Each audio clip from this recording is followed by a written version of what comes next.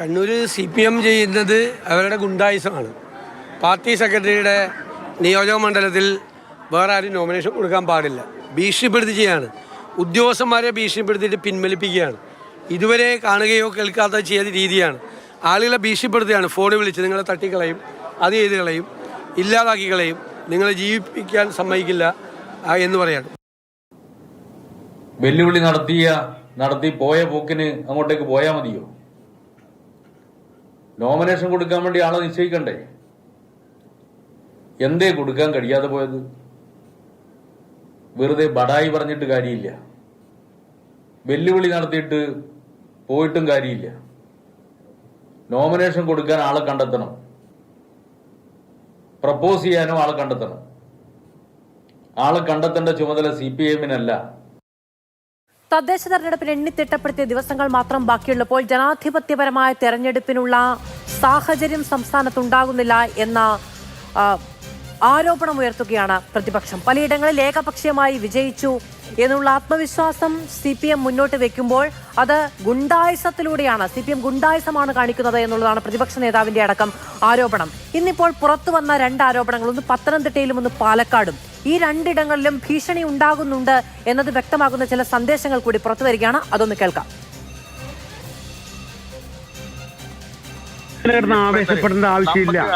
നമുക്ക് നമ്മുടെ പാർട്ടിയെ തോപ്പിക്കാൻ പാടില്ല. എനിക്ക് ഇനി നമ്മുടെ പാർട്ടിയൊന്നുമില്ല. പിന്നെ ആകാശത്ത് മേലോട്ട് നോക്കിയാൽ ആകാശം കീഴോട്ട് നോക്കിയാൽ ഭൂമി. അത് പറ്റില്ലെന്ന് അത് പറ്റില്ല എന്ന് പറഞ്ഞാൽ ഇവിടെ കാണിച്ചിരിക്കുന്ന കൊള്ളയൊക്കെ ഞാൻ പറയാ. എന്റെ സാഞ്ചേട്ടാ ഒന്ന് പറയണേക്ക്, ഇത് തോറ്റാലും ജയിച്ചാലും ഞാൻ ഇനി ഇത് ഏത് ഒടയതമ്പുരാം എന്ന് പറഞ്ഞാലും ശരി, എനിക്ക് വോട്ട് ചിലപ്പോൾ കിട്ടിയിട്ടില്ലേക്കും മാറില്ല. സാക്ഷാൽ ഒടയതമ്പുരാം എന്ന് പറഞ്ഞു കഴിഞ്ഞാൽ, എടാ എന്റെ അപ്പൻ ഒന്നേ ഉള്ളു, അത് വാഴക്കാട്ട് രാഘവനാണ്. എന്നിട്ട് ഞങ്ങൾ തന്നെ നിങ്ങളെ കൊല്ലേണ്ടി വരുമോ? ഞങ്ങൾ തന്നെ നിങ്ങളെ കൊല്ലേണ്ടി വരും. അത് നിങ്ങൾ കൊല്ലം. ഇപ്പൊ ഇവിടെ ഇവനെ കൊന്നില്ലേ? അവനെ കൊന്നിട്ട് നമ്മൾ അത് ഇപ്പൊ സ്നേഹത്തോടെ സംസാരിച്ചു. പിന്നെന്താ ഇനി അത് പറ്റില്ലെന്ന്. ഇനി അത് പറ്റില്ലെന്നോ? അതാ സാഞ്ചേട്ടാ, എന്താണ് പ്രശ്നം? നിങ്ങളെ എന്നെ എന്താണ് ചെയ്യാൻ ഉദ്ദേശിക്കുന്നത്? പറഞ്ഞോ. തട്ടിക്കോ. പത്തനംതിട്ടയിൽ ഒരു താൽക്കാലിക ജീവനക്കാരിയാണ് ഇത്തരത്തിലുള്ള ഭീഷണി. അത് പക്ഷെ നേരിട്ടല്ല, ഇങ്ങനെ തട്ടിക്കളയും, ഞങ്ങൾ തന്നെ കൊല്ലേണ്ടി വരും എന്ന നിലയ്ക്കല്ല ഉള്ളത്. ADS-ന്റെ തലപ്പത്തിരുന്നുകൊണ്ട് ഉള്ള കരാറിലാണ് ഈ താൽക്കാലിക ജീവനക്കാർ 26 പേർ പണിയെടുക്കുന്നത് എന്നുള്ളത് കൊണ്ട് അവർക്ക് എല്ലാവർക്കും തന്നെ ജോലി നഷ്ടപ്പെടും എന്ന ഭീഷണി പരോക്ഷമായി ജീവനക്കാരിലൂടെ മീറ്റിംഗ് വിളിച്ചുകൂട്ടി അറിയിച്ചു എന്നുള്ളതാണ് ആ പരാതി. അതിന് ആസ്പദമായി അവർ പുറത്തുവിട്ട ശബ്ദരേഖ കൂടി കേൾക്കാം. ഇലക്ഷന് നിൽക്കാൻ ആശ പോയ ഞങ്ങളുടെ 27 അംഗങ്ങളുടെയും ജോലി നഷ്ടപ്പെടുമെന്ന് മീറ്റിംഗിൽ പറഞ്ഞു. അതുകൊണ്ട് ഇതിനൊരു പരിഹാരം കണ്ടേ പറ്റത്തുള്ളൂ. നമ്മളുടെ ബെൽറ്റിന്റെ മാത്രമല്ല 3 ബെൽറ്റുകളുടെയും കൂടെ ടെൻഡറാണ് നഷ്ടപ്പെടാൻ പോകുന്നത്. അതുകൊണ്ട് ഒന്നി ആശ നോമിനേഷൻ പിൻവലിക്കും. ഇപ്പൊ സാറ് പറയുന്നു 3 ബെൽറ്റുകാരുടെ പണി പോവുക, അതുകൊണ്ട് രാജി ഇട്ടപ്പോ ആ അഭിപ്രായത്തോട് ഞാനും യോജിക്കുന്നു. രാജി ചേച്ചി പറഞ്ഞതുപോലെ ഇന്ന് മീറ്റിംഗ് കൂടിയപ്പോ പറഞ്ഞു, നിങ്ങളുടെ 27 പേരുടെയും ജോലി പോകും, അത് നിങ്ങളെ ബാധിക്കുന്ന കാര്യമാണ്. അപ്പൊ ഞങ്ങൾക്ക് അതിനെന്തെങ്കിലും ഒരു പരിഹാരം കണ്ടെത്തി തന്നേ പറ്റത്തുള്ളൂ.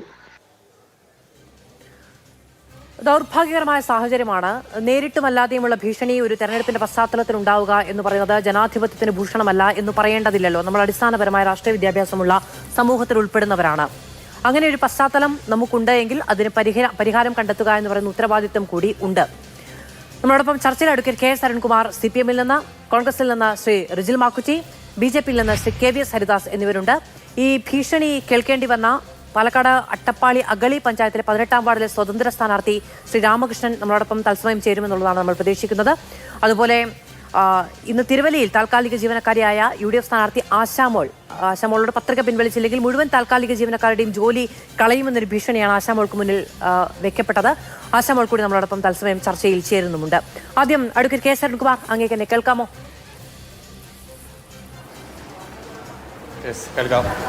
KS അരുൺകുമാർ, ഒരു തിരഞ്ഞെടുപ്പ് എന്ന് പറയുന്നത് ജനാധിപത്യത്തിന്റെ ആഘോഷം എന്ന നിലയ്ക്കാണ് നമ്മൾ കാണുക. അടിസ്ഥാനപരമായി അതിൽ അന്തസ്സോടുകൂടി ഇടപെടാൻ കഴിയുന്ന സാഹചര്യമെങ്കിലും മനുഷ്യർക്ക് സ്ഥാനാർത്ഥികൾക്കില്ല എങ്കിൽ അതിനെ സാർത്ഥകമെന്ന് വിളിക്കാൻ കഴിയുമോ? അത്തരം സാഹചര്യം എന്തുകൊണ്ടാണ് ഇങ്ങനൊരു ഭീഷണിയൊക്കെ ഉണ്ടാകുന്ന പശ്ചാത്തലം ഉണ്ടാകുന്നത്? ഇവിടെ 11ഓളം സീറ്റുകളിൽ ഇടതുപക്ഷ ജനാധിപത്യ മുന്നണിയുടെ സ്ഥാനാർത്ഥികൾ എതിരില്ലാതെ തെരഞ്ഞെടുക്കപ്പെട്ടു. അത് നോമിനേഷൻ്റെ സ്കൂട്ടണി ഇന്നലെ പൂർത്തീകരിച്ചപ്പോഴേക്കും തന്നെ പത്രമാധ്യമങ്ങൾ തെരഞ്ഞെടുപ്പ് കമ്മീഷൻ്റെ ഔദ്യോഗികമായിട്ടുള്ള റിപ്പോർട്ടിൻ്റെ അടിസ്ഥാനത്തിൽ റിപ്പോർട്ട് ചെയ്തിട്ടുള്ളതാണ്. അതൊന്നും ഏതെങ്കിലും തരത്തിൽ ഭീഷണിയുടെ പേരിലല്ല, ഏതെങ്കിലും തരത്തിൽ ജനാധിപത്യത്തെ തോൽപ്പിക്കുന്ന നടപടിക്രമങ്ങളുടെ ഭാഗമായിട്ടുമല്ല. കൃത്യമായിട്ട് തന്നെ ജനാധിപത്യ പോരാട്ടമാണ്. എതിർ സ്ഥാനാർത്ഥികൾ ആരും നോമിനേഷൻ കൊടുക്കാനില്ലാത്ത സാഹചര്യത്തിലാണ്. ഇവിടെ ഏതെങ്കിലും തരത്തിൽ ഇപ്പോൾ 2 വോയിസ് മെസ്സേജുകളാണ് കാണിച്ചത്. അതൊന്നും CPM-ൻ്റെയോ ഇടതുപക്ഷ ജനാധിപത്യ മുന്നണിയുടെയോ രീതിയിലല്ല. ആരെങ്കിലും തമ്മിൽ സൗഹൃദ സംഭാഷണമോ അല്ലെങ്കിൽ നേരിട്ടുള്ള സംഭാഷണത്തിൻ്റെ ഭാഗമായി എന്തെങ്കിലും പറഞ്ഞിട്ടുണ്ടെങ്കിൽ അതിനൊന്നും മറുപടി പറയേണ്ട ഉത്തരവാദിത്വം CPM-ൻ്റെ ഔദ്യോഗികമായിട്ടുള്ള നേതൃത്വത്തിനില്ല. ഞങ്ങൾ കൃത്യമായി ഈ തെരഞ്ഞെടുപ്പിനെ നേരിടുന്നത് സർഗാത്മകമായിട്ടുള്ള രാഷ്ട്രീയം മുന്നോട്ട് വെച്ചുകൊണ്ട് തന്നെയാണ്. കൃത്യമായി കഴിഞ്ഞ 10 കൊല്ലത്തോളമായി ഇടതുപക്ഷ ജനാധിപത്യ മുന്നണി കേരളത്തിൽ നടപ്പിലാക്കിക്കൊണ്ടിരിക്കുന്ന വികസന പ്രവർത്തനങ്ങൾ, പശ്ചാത്തല വികസന രംഗത്തെ ഇടപെടലുകൾ, അതുപോലെ സാമൂഹ്യ സുരക്ഷാ പദ്ധതികൾ, ആ പദ്ധതികൾ കൃത്യമായി ജനങ്ങൾക്ക് മുന്നിൽ വിശദീകരിച്ചുകൊണ്ട് തന്നെയാണ് ഞങ്ങൾ ഈ തെരഞ്ഞെടുപ്പിൽ വോട്ട് തേടുന്നത്. ആ തെരഞ്ഞെടുപ്പിന് എല്ലാ തരത്തിലുള്ള പിന്തുണയും ജനങ്ങളുടെ ഭാഗത്തുനിന്ന് കിട്ടിക്കൊണ്ടിരിക്കുന്ന ലക്ഷണമാണ് എതിരുപോലുമില്ലാതെ 11ഓളം വരുന്ന തദ്ദേശ സ്വയംഭരണ സ്ഥാപനങ്ങളിലേക്ക് ഇടതുപക്ഷ ജനാധിപത്യ മുന്നണിയുടെ സ്ഥാനാർത്ഥികൾ വിജയിച്ചു കയറിയത്. നമുക്കറിയാം, നോമിനേഷൻ സ്കൂട്ടണിയുടെ ഭാഗമായി നാമനിർദ്ദേശം ചെയ്യുന്ന ആളുകൾ സ്വന്തം മണ്ഡലത്തിൽ നിന്നല്ലാത്തതിൻ്റെ പേരിൽ എറണാകുളത്തെ ജില്ലാ പഞ്ചായത്ത് സ്ഥാനാർത്ഥിയുടെ വരെ നോമിനേഷൻ തള്ളിപ്പോയി. നിരവധി കോൺഗ്രസ് നേതാക്കന്മാരുടെ നോമിനേഷൻ തള്ളിപ്പോയി. കാസർഗോഡ്, കണ്ണൂർ, തിരുവനന്തപുരം ഇപ്പോഴും കോൺഗ്രസിലെ അടി തീർന്നിട്ടില്ല. അതുപോലെ തന്നെ BJP-യിലെ സ്ഥാനാർത്ഥിത്വം കിട്ടാത്തതിൻ്റെ ഭാഗമായി പലരും ആത്മഹത്യ ചെയ്ത സാഹചര്യം ഇപ്പോൾ നമ്മൾ കാണും. 3 പേരാണ് പ്രധാനമായും ആത്മഹത്യ ചെയ്തത്. ചിലരെ ആത്മഹത്യാ ശ്രമം നടത്തി.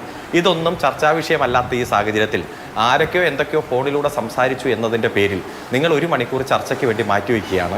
അതായിക്കോട്ടെ, നിങ്ങളുടെ അതിൻ്റെ അജണ്ട തീരുമാനിക്കേണ്ടത് അജണ്ട തീരുമാനിച്ചോട്ടെ. ഞങ്ങളെ സംബന്ധിച്ചിടത്തോളം ഈ ഇടതുപക്ഷ ജനാധിപത്യ മുന്നണിയുടെ വികസനത്തിൻ്റെ രാഷ്ട്രീയം തന്നെയാണ് ഈ തെരഞ്ഞെടുപ്പിൻ്റെ ചർച്ചാ വിഷയം. അത് നല്ല രൂപത്തിൽ പഞ്ചായത്ത് കൺവെൻഷൻ, വാർഡ് കൺവെൻഷൻ, ഇപ്പോൾ കുടുംബയോഗങ്ങൾ, ഞാനിപ്പോൾ ഈ ചർച്ചയിൽ പങ്കെടുക്കുന്ന തന്നെ ഒരു പ്രധാനപ്പെട്ട കുടുംബയോഗം കഴിഞ്ഞിട്ടാണ്. ഞങ്ങൾ കൃത്യമായി അത്തരത്തിലുള്ള രാഷ്ട്രീയത്തെ ജനങ്ങൾക്കിടയിൽ ചർച്ചാ വിഷയമാക്കി മുന്നേറിക്കൊണ്ടിരിക്കുകയാണ്. ആധികാരികമായിട്ടുള്ള വിജയം ഈ തെരഞ്ഞെടുപ്പിൽ ചരിത്രം തിരുത്തിക്കൊണ്ട് കഴിഞ്ഞ പഞ്ചായത്ത് തെരഞ്ഞെടുപ്പിൽ ഞങ്ങൾ നേടിയ വിജയം അതേപോലെ തന്നെ ആവർത്തിക്കാൻ ഞങ്ങൾക്ക് കഴിയും. അതിനുള്ള ഉറച്ച ആത്മവിശ്വാസം ഞങ്ങൾക്കുണ്ട്.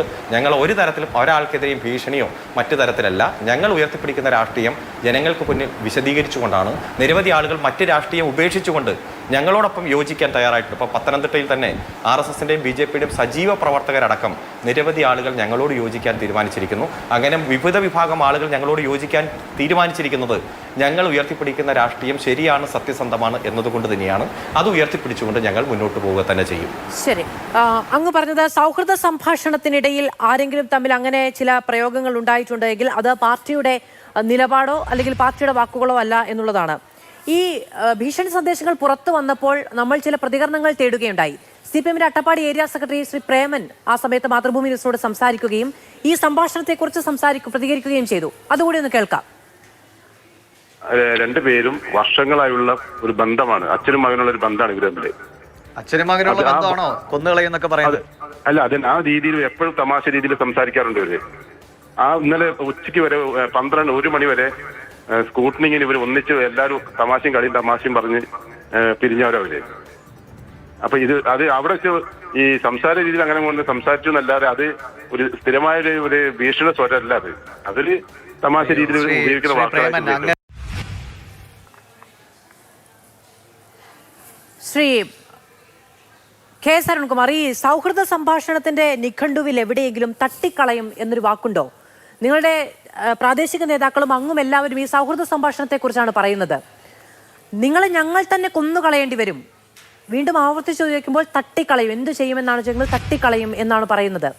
അത് അദ്ദേഹം തന്നെ, ഈ ശ്രീരാമകൃഷ്ണൻ തന്നെ ആ സന്ദേശം നമ്മൾക്ക് എല്ലാവർക്കും നൽകുകയാണ്. അദ്ദേഹം ഈ ചർച്ചയിൽ കുറച്ച് സമയത്തിനകം ചേരുമെന്നാണ് ഞാൻ വിചാരിക്കുകയും ചെയ്യുന്നത്. അതെങ്ങനെയാണ് സൗഹൃദ സംഭാഷണത്തിന്റെ പരിധിയിൽ വരിക? നിങ്ങൾക്കറിയോ ഈ VR രാമകൃഷ്ണൻ ആരായിരുന്നു CPM-നെ സംബന്ധിച്ചിടത്തോളം എന്ന് നിങ്ങൾക്കറിയോ? അല്ല, അതൊക്കെ പണ്ടാണെന്ന് അദ്ദേഹം തന്നെ പറയുന്നത് നമുക്ക് കേൾക്കാൻ കഴിയും. അതായത് ഈ ശ്രീ VR രാമകൃഷ്ണൻ CPM-ന്റെ അട്ടപ്പാടി ഏരിയ കമ്മിറ്റിയുടെ സെക്രട്ടറി ആയിരുന്നു. പാർട്ടിയുടെ ഏറ്റവും ഉത്തരവാദിത്തപ്പെട്ട ഏരിയ സെക്രട്ടറി എന്ന് പറഞ്ഞാൽ ആകെ 140 ഏരിയ സെക്രട്ടറിമാരാണല്ലോ കേരളത്തിലുള്ളത്. അതിലൊരാളായിരുന്നു. ഏറ്റവും പ്രധാനപ്പെട്ട പൊസിഷൻ വഹിച്ച ആൾ തന്നെയാണ്. ഒരു പ്രത്യേക ഘട്ടത്തിൽ അദ്ദേഹം പാർട്ടിയിൽ നിന്ന് പുറത്തു പോകേണ്ടി വരുന്ന സാഹചര്യം ഉണ്ടായിരുന്നു. ഞാൻ അതിൻ്റെ സാഹചര്യത്തിലേക്കൊന്നും കടക്കുന്നില്ല. കാരണം അദ്ദേഹം അടക്കം ഈ ചർച്ചയിൽ വരുമെന്നാണല്ലോ താങ്കൾ സൂചിപ്പിച്ചത്. അത് അദ്ദേഹം തന്നെ പറയട്ടെ. അപ്പോൾ ആ മുൻ ഏരിയ സെക്രട്ടറിയും ലോക്കൽ സെക്രട്ടറിയും തമ്മിലുള്ള സംഭാഷണം എന്ന രൂപത്തിലാണ് നിങ്ങൾ ആ സംഭാഷണം ഇവിടെ കേൾപ്പിച്ചത്. അതിൻ്റെ ആധികാരികതയും മറ്റുമെല്ലാം പരിശോധിക്കേണ്ടതാണ്. കാരണം ഒരു വോയിസ് മെസ്സേജ് ഇട്ടിട്ട് ഇന്ന ആളുകളാണ് സംസാരിക്കുന്നതെന്ന് പറഞ്ഞാൽ അത് അങ്ങനെ വിശ്വസിക്കാൻ കഴിയുന്നില്ലല്ലോ. ഇപ്പോൾ ശാസ്ത്രീയപരമായിട്ടുള്ള പരിശോധനയും കാര്യങ്ങളൊക്കെ അതിൽ വേണ്ടി വരും. അപ്പോൾ അതൊക്കെ ഒരു തരത്തിലും CPM-ന്റെ പോളിസി അല്ല, ഇടതുപക്ഷത്തിൻ്റെ പോളിസിയല്ല. ഞങ്ങളുടെ പോളിസി എന്ന് പറഞ്ഞാൽ ജനാധിപത്യത്തിൻ്റെ മഹത്വം കാത്തു സൂക്ഷിക്കുക എന്നതാണ്. അത് കാത്തു സൂക്ഷിച്ച് തന്നെയാണ് ഞങ്ങൾ മുന്നോട്ട് പോകുന്നത്. അതുകൊണ്ടാണ് എതിർത്തുകൊണ്ടിരുന്നവർ വരെ ഞങ്ങളോട് യോജിക്കാൻ തയ്യാറായി ഇടതുപക്ഷമാണ് ശരി എന്ന് വന്നിരിക്കുന്നത് പറയുന്നത്. സമുദായ സംഘടനകളുടെ നേതാക്കന്മാരെല്ലാം ഇടതുപക്ഷമാണ്, സഖാവ് പിണറായി വിജയന്റെ നിലപാടുകളാണ് ശരി എന്ന് പറഞ്ഞ് ഞങ്ങളോട് യോജിക്കാൻ തയ്യാറാകുന്നത്. ഞങ്ങൾ ഉയർത്തിപ്പിടിക്കുന്ന സർഗാത്മകമായ ശരിയുടെ രാഷ്ട്രീയമാണ്. അത് ഉയർത്തിപ്പിടിച്ച് ഞങ്ങൾ മുന്നോട്ട് പോകും. തെരഞ്ഞെടുപ്പിന്റെ ഏറ്റവും മൂർധന്യാവസ്ഥയിലേക്ക് നമ്മൾ നീങ്ങിക്കൊണ്ടിരിക്കുകയാണ്. അതുകൊണ്ട് തന്നെ വികസന പ്രവർത്തനങ്ങളുടെയും സാമൂഹ്യക്ഷേമ പ്രവർത്തനങ്ങളുടെയും പ്രകടന പത്രികയിൽ പറഞ്ഞ വാഗ്ദാനങ്ങളുടെയും തമ്മിലുള്ള സംവാദമാകട്ടെ ഇപ്പോൾ ഉയർന്നു വരേണ്ടത്. അത്തരത്തിലുള്ള സംവാദങ്ങളിൽ ആര് വിജയിക്കുന്നു, ആരാണ് ശരിയുടെ പക്ഷത്ത് നിൽക്കുന്നത് എന്ന് തിരിച്ചറിയാൻ, സെലക്ട് ചെയ്യാൻ, ഇലക്ഷൻ നടത്താൻ ജനങ്ങൾക്ക് അനുവാദം കൊടുക്കുക എന്നതാണ് ഞങ്ങൾക്കിപ്പോൾ പറയാനുള്ളത്. ഓക്കെ, ഇടതുപക്ഷത്തിന്റെ ഏറ്റവും പ്രധാനപ്പെട്ട നേതാക്കൾ ആയിരുന്നു എന്നതുകൊണ്ട് പഴയ ലോക്കൽ സെക്രട്ടറിയും ഇപ്പോഴത്തെ ലോക്കൽ സെക്രട്ടറിയും പഴയ ഏരിയ സെക്രട്ടറിയും തമ്മിലുള്ളൊരു സംഭാഷണമാണ് നമ്മൾ കേൾപ്പിച്ചത് എന്ന് TP ചന്ദ്രശേഖരന്റെ തല തെങ്ങിൻ പൂക്കുല പോലെ ചിതറിക്കും എന്ന് പരസ്യമായി പറഞ്ഞത് നമ്മൾ കേട്ടിട്ടുണ്ട്. പഴയ ഇടതുപക്ഷ നേതാക്കളും ഇപ്പോഴത്തെ ഇടതുപക്ഷ നേതാക്കളും തമ്മിലുള്ള അന്തരം ചരിത്രത്തിൽ അങ്ങനെയും രേഖപ്പെടുത്തപ്പെട്ടു പോയിട്ടുണ്ട് എന്ന് ഓർമ്മിപ്പിക്കുന്നു. ശ്രീ TP രാമകൃഷ്ണൻ ശ്രീരാമകൃഷ്ണൻ നമ്മളോടൊപ്പം തത്സമയം ചേരുന്നുണ്ട്. ശ്രീരാമകൃഷ്ണൻ, ഇതൊരു സൗഹൃദ സംഭാഷണത്തിന്റെ ഭാഗമായിരുന്നോ? അങ്ങ് പാർട്ടിയുടെ എല്ലാമായിരുന്നു ആ മേഖലയിലെ. ഇപ്പോഴത്തെ ലോക്കൽ സെക്രട്ടറി അങ്ങേക്ക് മകനെ പോലെയാണ്. നിങ്ങൾ തമ്മിലുള്ള സൗഹൃദ സംഭാഷണത്തിന്റെ ഭാഗമായിട്ടാണോ ഈ തട്ടിക്കളയും ഒപ്പം കൊന്നുകളയേണ്ടി വരും തുടങ്ങിയ പരാമർശങ്ങൾ ഉണ്ടായത്? അത് ഒരിക്കലും അങ്ങനെ ഒരു സംഭാഷണമല്ല. ആദ്യം എന്നെ വിളിച്ചിട്ട് വളരെ അനാവശ്യമായ രീതിയിൽ പാർട്ടിയുടെ സമ്പത്തെന്തോ ഞാൻ അടിച്ചു മാറ്റി എന്നുള്ള രീതിയിൽ അനാവശ്യമായിട്ടുള്ള കുറെ വർത്തമാനങ്ങൾ പറഞ്ഞു. ഞാൻ എന്നിട്ട് ആ ഫോണ് കട്ട് ചെയ്ത് കഴിഞ്ഞ് കുറെ കഴിഞ്ഞിട്ട് വീണ്ടും ഈ ജംഷീർ എന്ന് പറയുന്ന ആൾ വിളിച്ചു കഴിഞ്ഞൊരു ഏതാണ്ട് ഒരു 7 മിനിറ്റോളം സംസാരിച്ചിട്ട് പറയുന്നു, ഇത് ഞാനിപ്പോൾ മര്യാദയ്ക്ക് പറയുകയാണ്, നിങ്ങളിത് പിൻവലിച്ചില്ലെങ്കിൽ നിങ്ങളെ തട്ടിക്കളയുന്നു. അതിനകത്ത് ഏറ്റവും വലിയൊരു രസകരമായ കാര്യം ഇപ്പോഴത്തെ നിലവിലുള്ള ഏരിയ സെക്രട്ടറി പരമേശ്വരൻ പറഞ്ഞത് അച്ഛനും മകനുമായിട്ടുള്ള ബന്ധമാണെന്നാണ്. അച്ഛനും മകനുമായിട്ടുള്ള ബന്ധമാണെങ്കിൽ മകൻ അച്ഛനെ കൊന്നുകളയുകയാണ് ചെയ്യുന്നത്. അതാണോ ഈ നാട്ടിലത്തെ ഒരു സദാചാരം? പിന്നെ ഇവിടെ എത്രയോ സ്വതന്ത്രന്മാര് 2018 എന്നെ ഏരിയ കമ്മിറ്റിയിൽ നിന്ന്, അതിന്റെ കാരണം അല്ലെ മറ്റൊരു കാര്യത്തിലേക്ക് ഞാൻ കിടക്കുന്നില്ല, ഒഴിവായത്. അത് കഴിഞ്ഞ് 5 വർഷം മുന്നുമാണ് എന്റെ പാർട്ടി മെമ്പർഷിപ്പ് മനോരമയിൽ കൂടിയാണ് ഞാൻ അറിയുന്നത് എന്റെ മെമ്പർഷിപ്പ് കട്ട് ചെയ്തെന്നുള്ളത്. അപ്പൊ അങ്ങനെ ഒരു ഇതുമായിട്ട് സാഹചര്യത്തിൽ ഞാൻ ആ കമ്മ്യൂണിസ്റ്റ് ആശയം ഉൾക്കൊണ്ടുകൊണ്ട് ഇപ്പോഴും ദേശാഭിമാനി പത്രം തന്നെ എന്റെ വീട്ടിൽ വരുത്തുന്നതും ഞാനിത് വായിക്കുന്നതും അല്ലെ അങ്ങനെ അതേ രീതിയിൽ ഉണ്ട്. പൊതുജനങ്ങളുടെ പല വിഷയങ്ങളിലും ഞാൻ ഇടപെടാറുണ്ട്. ഇവിടെ അഴിമതി എന്ന് പറഞ്ഞ ഇപ്പം അവിടെ ചർച്ചയ്ക്ക് മുന്നേ പറഞ്ഞ ആൾക്കാരുണ്ടല്ലോ, എന്തോരം രീതിയിലുള്ള അഴിമതികളാണ് ഈ ഭാഗത്ത് ഓരോന്നും കാണിച്ചു കൊണ്ടിരിക്കുന്നത്. ആ അഴിമതികളെല്ലാം ചൂണ്ടിക്കാണിച്ച് പല പ്രാവശ്യവും ഞാൻ ഇവരോട് നേരിട്ട് പറഞ്ഞിട്ടുണ്ട്. കമ്മ്യൂണിസ്റ്റ് പാർട്ടിയുടെ പ്രവർത്തകര് മറ്റുള്ള ആൾക്കാരെ കഴിഞ്ഞ് വ്യത്യസ്തരായിട്ടുള്ള ആൾക്കാരാണ്. അവര് ചില കാര്യങ്ങൾ സഹിക്കാനും ഉപേക്ഷിക്കാനും തയ്യാറാകണം. മറ്റുള്ള ആൾക്കാർക്ക് മാതൃകയാകേണ്ട ആൾക്കാരാണ്. ഇന്ന് ഇവര് പ്രധാനപ്പെട്ട അട്ടപ്പാടി കൊടുക്കുന്ന മെസ്സേജ് എന്താണ്? ഞാൻ ഈ 43 വർഷക്കാലം ഇതുമായിട്ട് ബന്ധപ്പെട്ടുകൊണ്ട് പ്രവർത്തിച്ചിട്ട് യാതൊരു സാമ്പത്തികമായിട്ട് ഒന്നും ഉണ്ടാക്കിയിട്ടില്ല എന്നും പറഞ്ഞ് എനിക്കതിന് യാതൊരു സങ്കടവും ഇല്ല. പക്ഷെ അവരടക്കം ഇന്ന് എന്നെ പല സ്ഥലത്തും വെച്ചിട്ടുണ്ട് 10 പൈസ പോലും കക്കണം, പൈസ ഉണ്ടാക്കണം, എന്നിരുന്നാലേ സമൂഹത്തിൽ മാന്യന്മാരാകൂ എന്നുള്ള രീതിയിൽ ഈ ഇളം തലമുറയ്ക്ക് ഒരു മെസ്സേജാണ് ഇവർ കൊടുത്തുകൊണ്ടിരിക്കുന്നത്. അത് ചെറിയ കാര്യമൊന്നുമല്ല. പിന്നെ രണ്ടാമത് റിയൽ എസ്റ്റേറ്റുകാര്, അതേമാതിരി മണ്ണ് കച്ചവടക്കാര്, അങ്ങനെ നിരവധി ആൾക്കാരാണ് ഇന്ന് ഈ സ്ഥാനത്ത് ജീവത്യാഗം ചെയ്തത് കെട്ടിയപ്പെടുത്തുകൊണ്ടുവന്ന അവരെല്ലാം ഇരുന്ന കസേരയിൽ കയറിയിരിക്കുന്നത്. അപ്പൊ ഇതെല്ലാം കണ്ട് ഒരു രീതിയിൽ തിരുത്തില്ല എന്നുള്ളത് മനസ്സിലാക്കിക്കൊണ്ടാണ് ഞാൻ എൻ്റെ വീട് നിൽക്കുന്ന പ്രദേശത്ത് വാർഡിൽ മത്സരിക്കാനായിട്ട് തീരുമാനിച്ചു കഴിഞ്ഞ് പല ആൾക്കാരും ഇവര് പറഞ്ഞിട്ട് തന്നെ എന്നോട് ആദ്യം പിൻവലിക്കണം, നീ മത്സരിക്കാൻ പാടില്ല. അപ്പൊ ഞാൻ ചോദിച്ചു, ഞാൻ പ്രായപൂർത്തിയായ മനുഷ്യനല്ലേ, എനിക്കിവിടെ വോട്ടവകാശമുള്ളതല്ലേ, ഞാൻ ഇന്ത്യൻ പൗരനല്ലേ, നിങ്ങൾ എന്തുകൊണ്ട് എന്നോട് മത്സരിക്കരുതെന്ന് പറഞ്ഞു. നീ ഒരു കാരണവശാലും മത്സരിക്കാൻ പാടില്ല.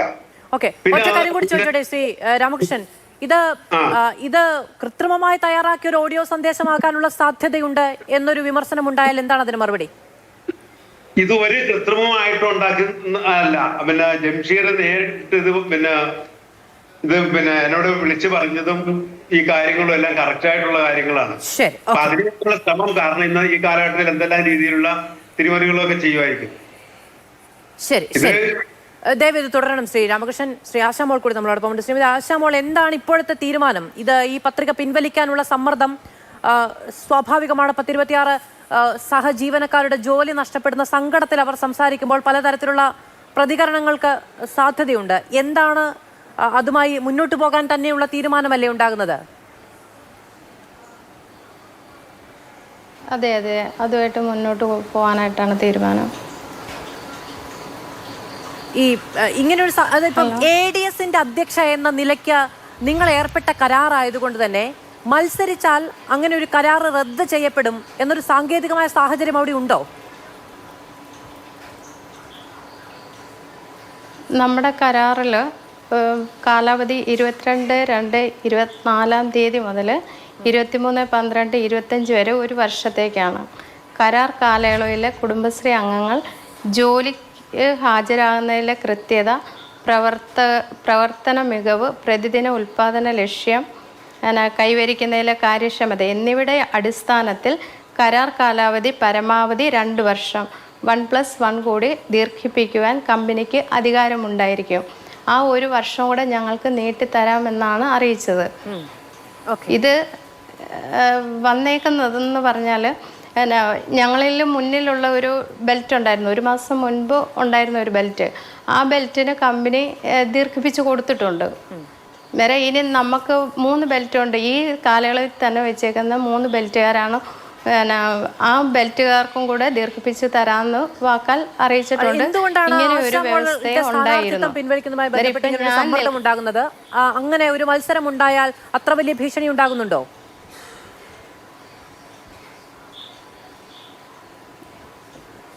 ഉണ്ടായിരിക്കണം. അതുകൊണ്ടായിരിക്കുമല്ലോ അവർ പറയുന്നത് ഞാൻ മത്സരിക്കേണ്ട, അല്ലെങ്കിൽ വേറൊരു സ്ഥാനാർത്ഥി അവിടെ നിന്നാൽ ഇവർ ഇങ്ങനെ ഒരു ആവശ്യം ഉന്നയിക്കത്തില്ലായിരുന്നല്ലോ, ഇങ്ങനെ ഒരു പ്രോബ്ലം വെക്കില്ലായിരുന്നു. ഞാൻ ADS ആയതുകൊണ്ടാണെങ്കിൽ ആ ADS നിൽക്കുന്നതിൽ യാതൊരു തടസ്സവും ഇല്ലെന്നാണ് അറിയുന്നത്. ഈ മീറ്റിംഗിൽ ആരാണ് ഇങ്ങനെ ഒരു കാര്യം ജീവനക്കാരോട് പറഞ്ഞത്? ഞാൻ മീറ്റിംഗിൽ ഇല്ലായിരുന്നു. പാർട്ടിയുടെ നേതാവ് വന്നെന്നാണ് അറിയാൻ ആരെ എന്ന് പറഞ്ഞില്ല, പേര് പറഞ്ഞില്ല? ഇല്ല. ആരാണെന്ന് ആശമോൾക്ക് അറിയുകയുമില്ല?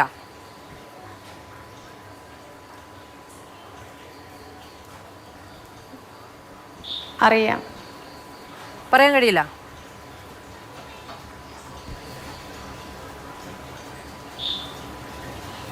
ഹലോ, പറയാൻ കഴിയില്ല.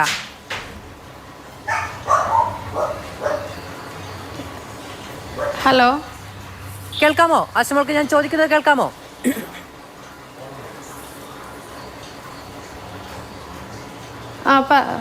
Hello madam.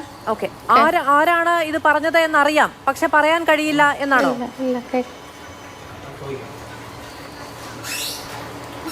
പറയുന്നതിൽ എനിക്ക് ബുദ്ധിമുട്ടൊന്നുമില്ല. പറയൂ. പറയുന്നതിൽ എനിക്ക് ബുദ്ധിമുട്ടൊന്നുമില്ല. അഡ്വക്കേറ്റ് സനൽകുമാറാണ് യോഗം വിളിച്ചു കൂട്ടിയതെന്നാണ് എനിക്ക് അറിയാൻ കഴിഞ്ഞത്. അല്ല, യോഗത്തിന്റെ അജണ്ട എന്തായിരുന്നു? ഈ അഡ്വക്കേറ്റ് സനൽകുമാർ അവിടെ വഹിക്കുന്ന സ്ഥാനം എന്താണ്? അദ്ദേഹത്തിന്റെ താല്പര്യം എന്താണ്? അതൊന്നും അറിയില്ല മാഡം. ഇങ്ങനെ ഇതുപോലെയാണ് സംസാരിച്ചത്. ADS ഇത് പിൻവലിക്കണമെന്ന് ഉള്ള ഒരു നിർദ്ദേശം വന്നിരുന്നു. അതുകൊണ്ടാണ് നമ്മുടെ തൊഴിലാളികൾ എന്നെ വിളിച്ച് അറിയിക്കുകയും മെസ്സേജ് ചെയ്യുകയും ചെയ്തത്. ഈ സനൽകുമാർ ആരാണ് ഷമോൾ?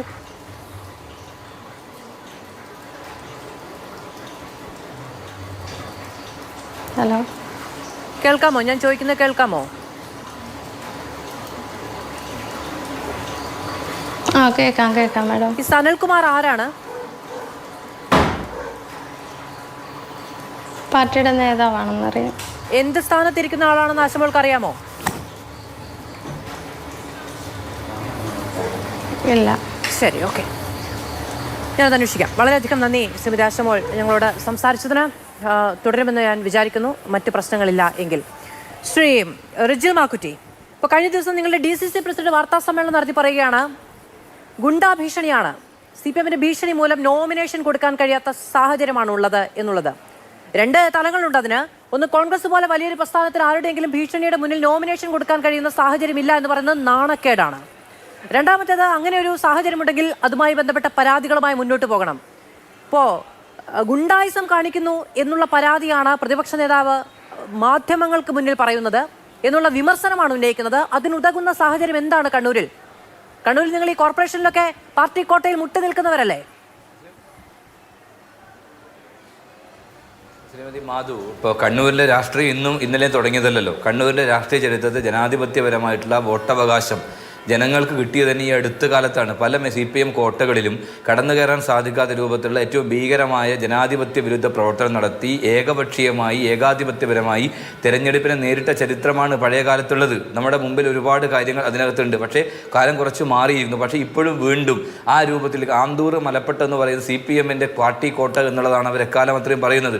ആ രൂപത്തിലാണ് അവിടുത്തെ പാർട്ടി പ്രവർത്തനം. ആന്തൂർ എന്ന് പറയുന്ന ഈ മുനിസിപ്പാലിറ്റി ഉൾപ്പെടെ തളിപ്പറമ്പ് നിയോജക മണ്ഡലത്തിലാണ്. ആ തളിപ്പറമ്പ് നിയോജക MLA ഇന്ന് പാർട്ടി സെക്രട്ടറിയാണ്. ആ പാർട്ടി സെക്രട്ടറിയുടെ ഭാര്യ ഉൾപ്പെടെ PK ശ്യാമള ഉൾപ്പെടെയാണ് ഈ ജനാധിപത്യ വിരുദ്ധ പ്രവർത്തനങ്ങൾക്ക് ആ ആന്തൂരിലും മലപ്പട്ടത്തുൾപ്പെടെയുള്ള പ്രദേശങ്ങൾ നേതൃത്വം കൊടുക്കുന്നത് എന്നുള്ളതാണ്. തീർച്ചയായും നിങ്ങൾ അത് നാണക്കേടാണെന്ന് പറയുമ്പോൾ ജനങ്ങൾക്ക് ജനാധിപത്യപരമായി ഒരാൾക്ക് മത്സരിക്കാനുള്ള ഒരു പൗരൻ്റെ അവകാശമാണ്.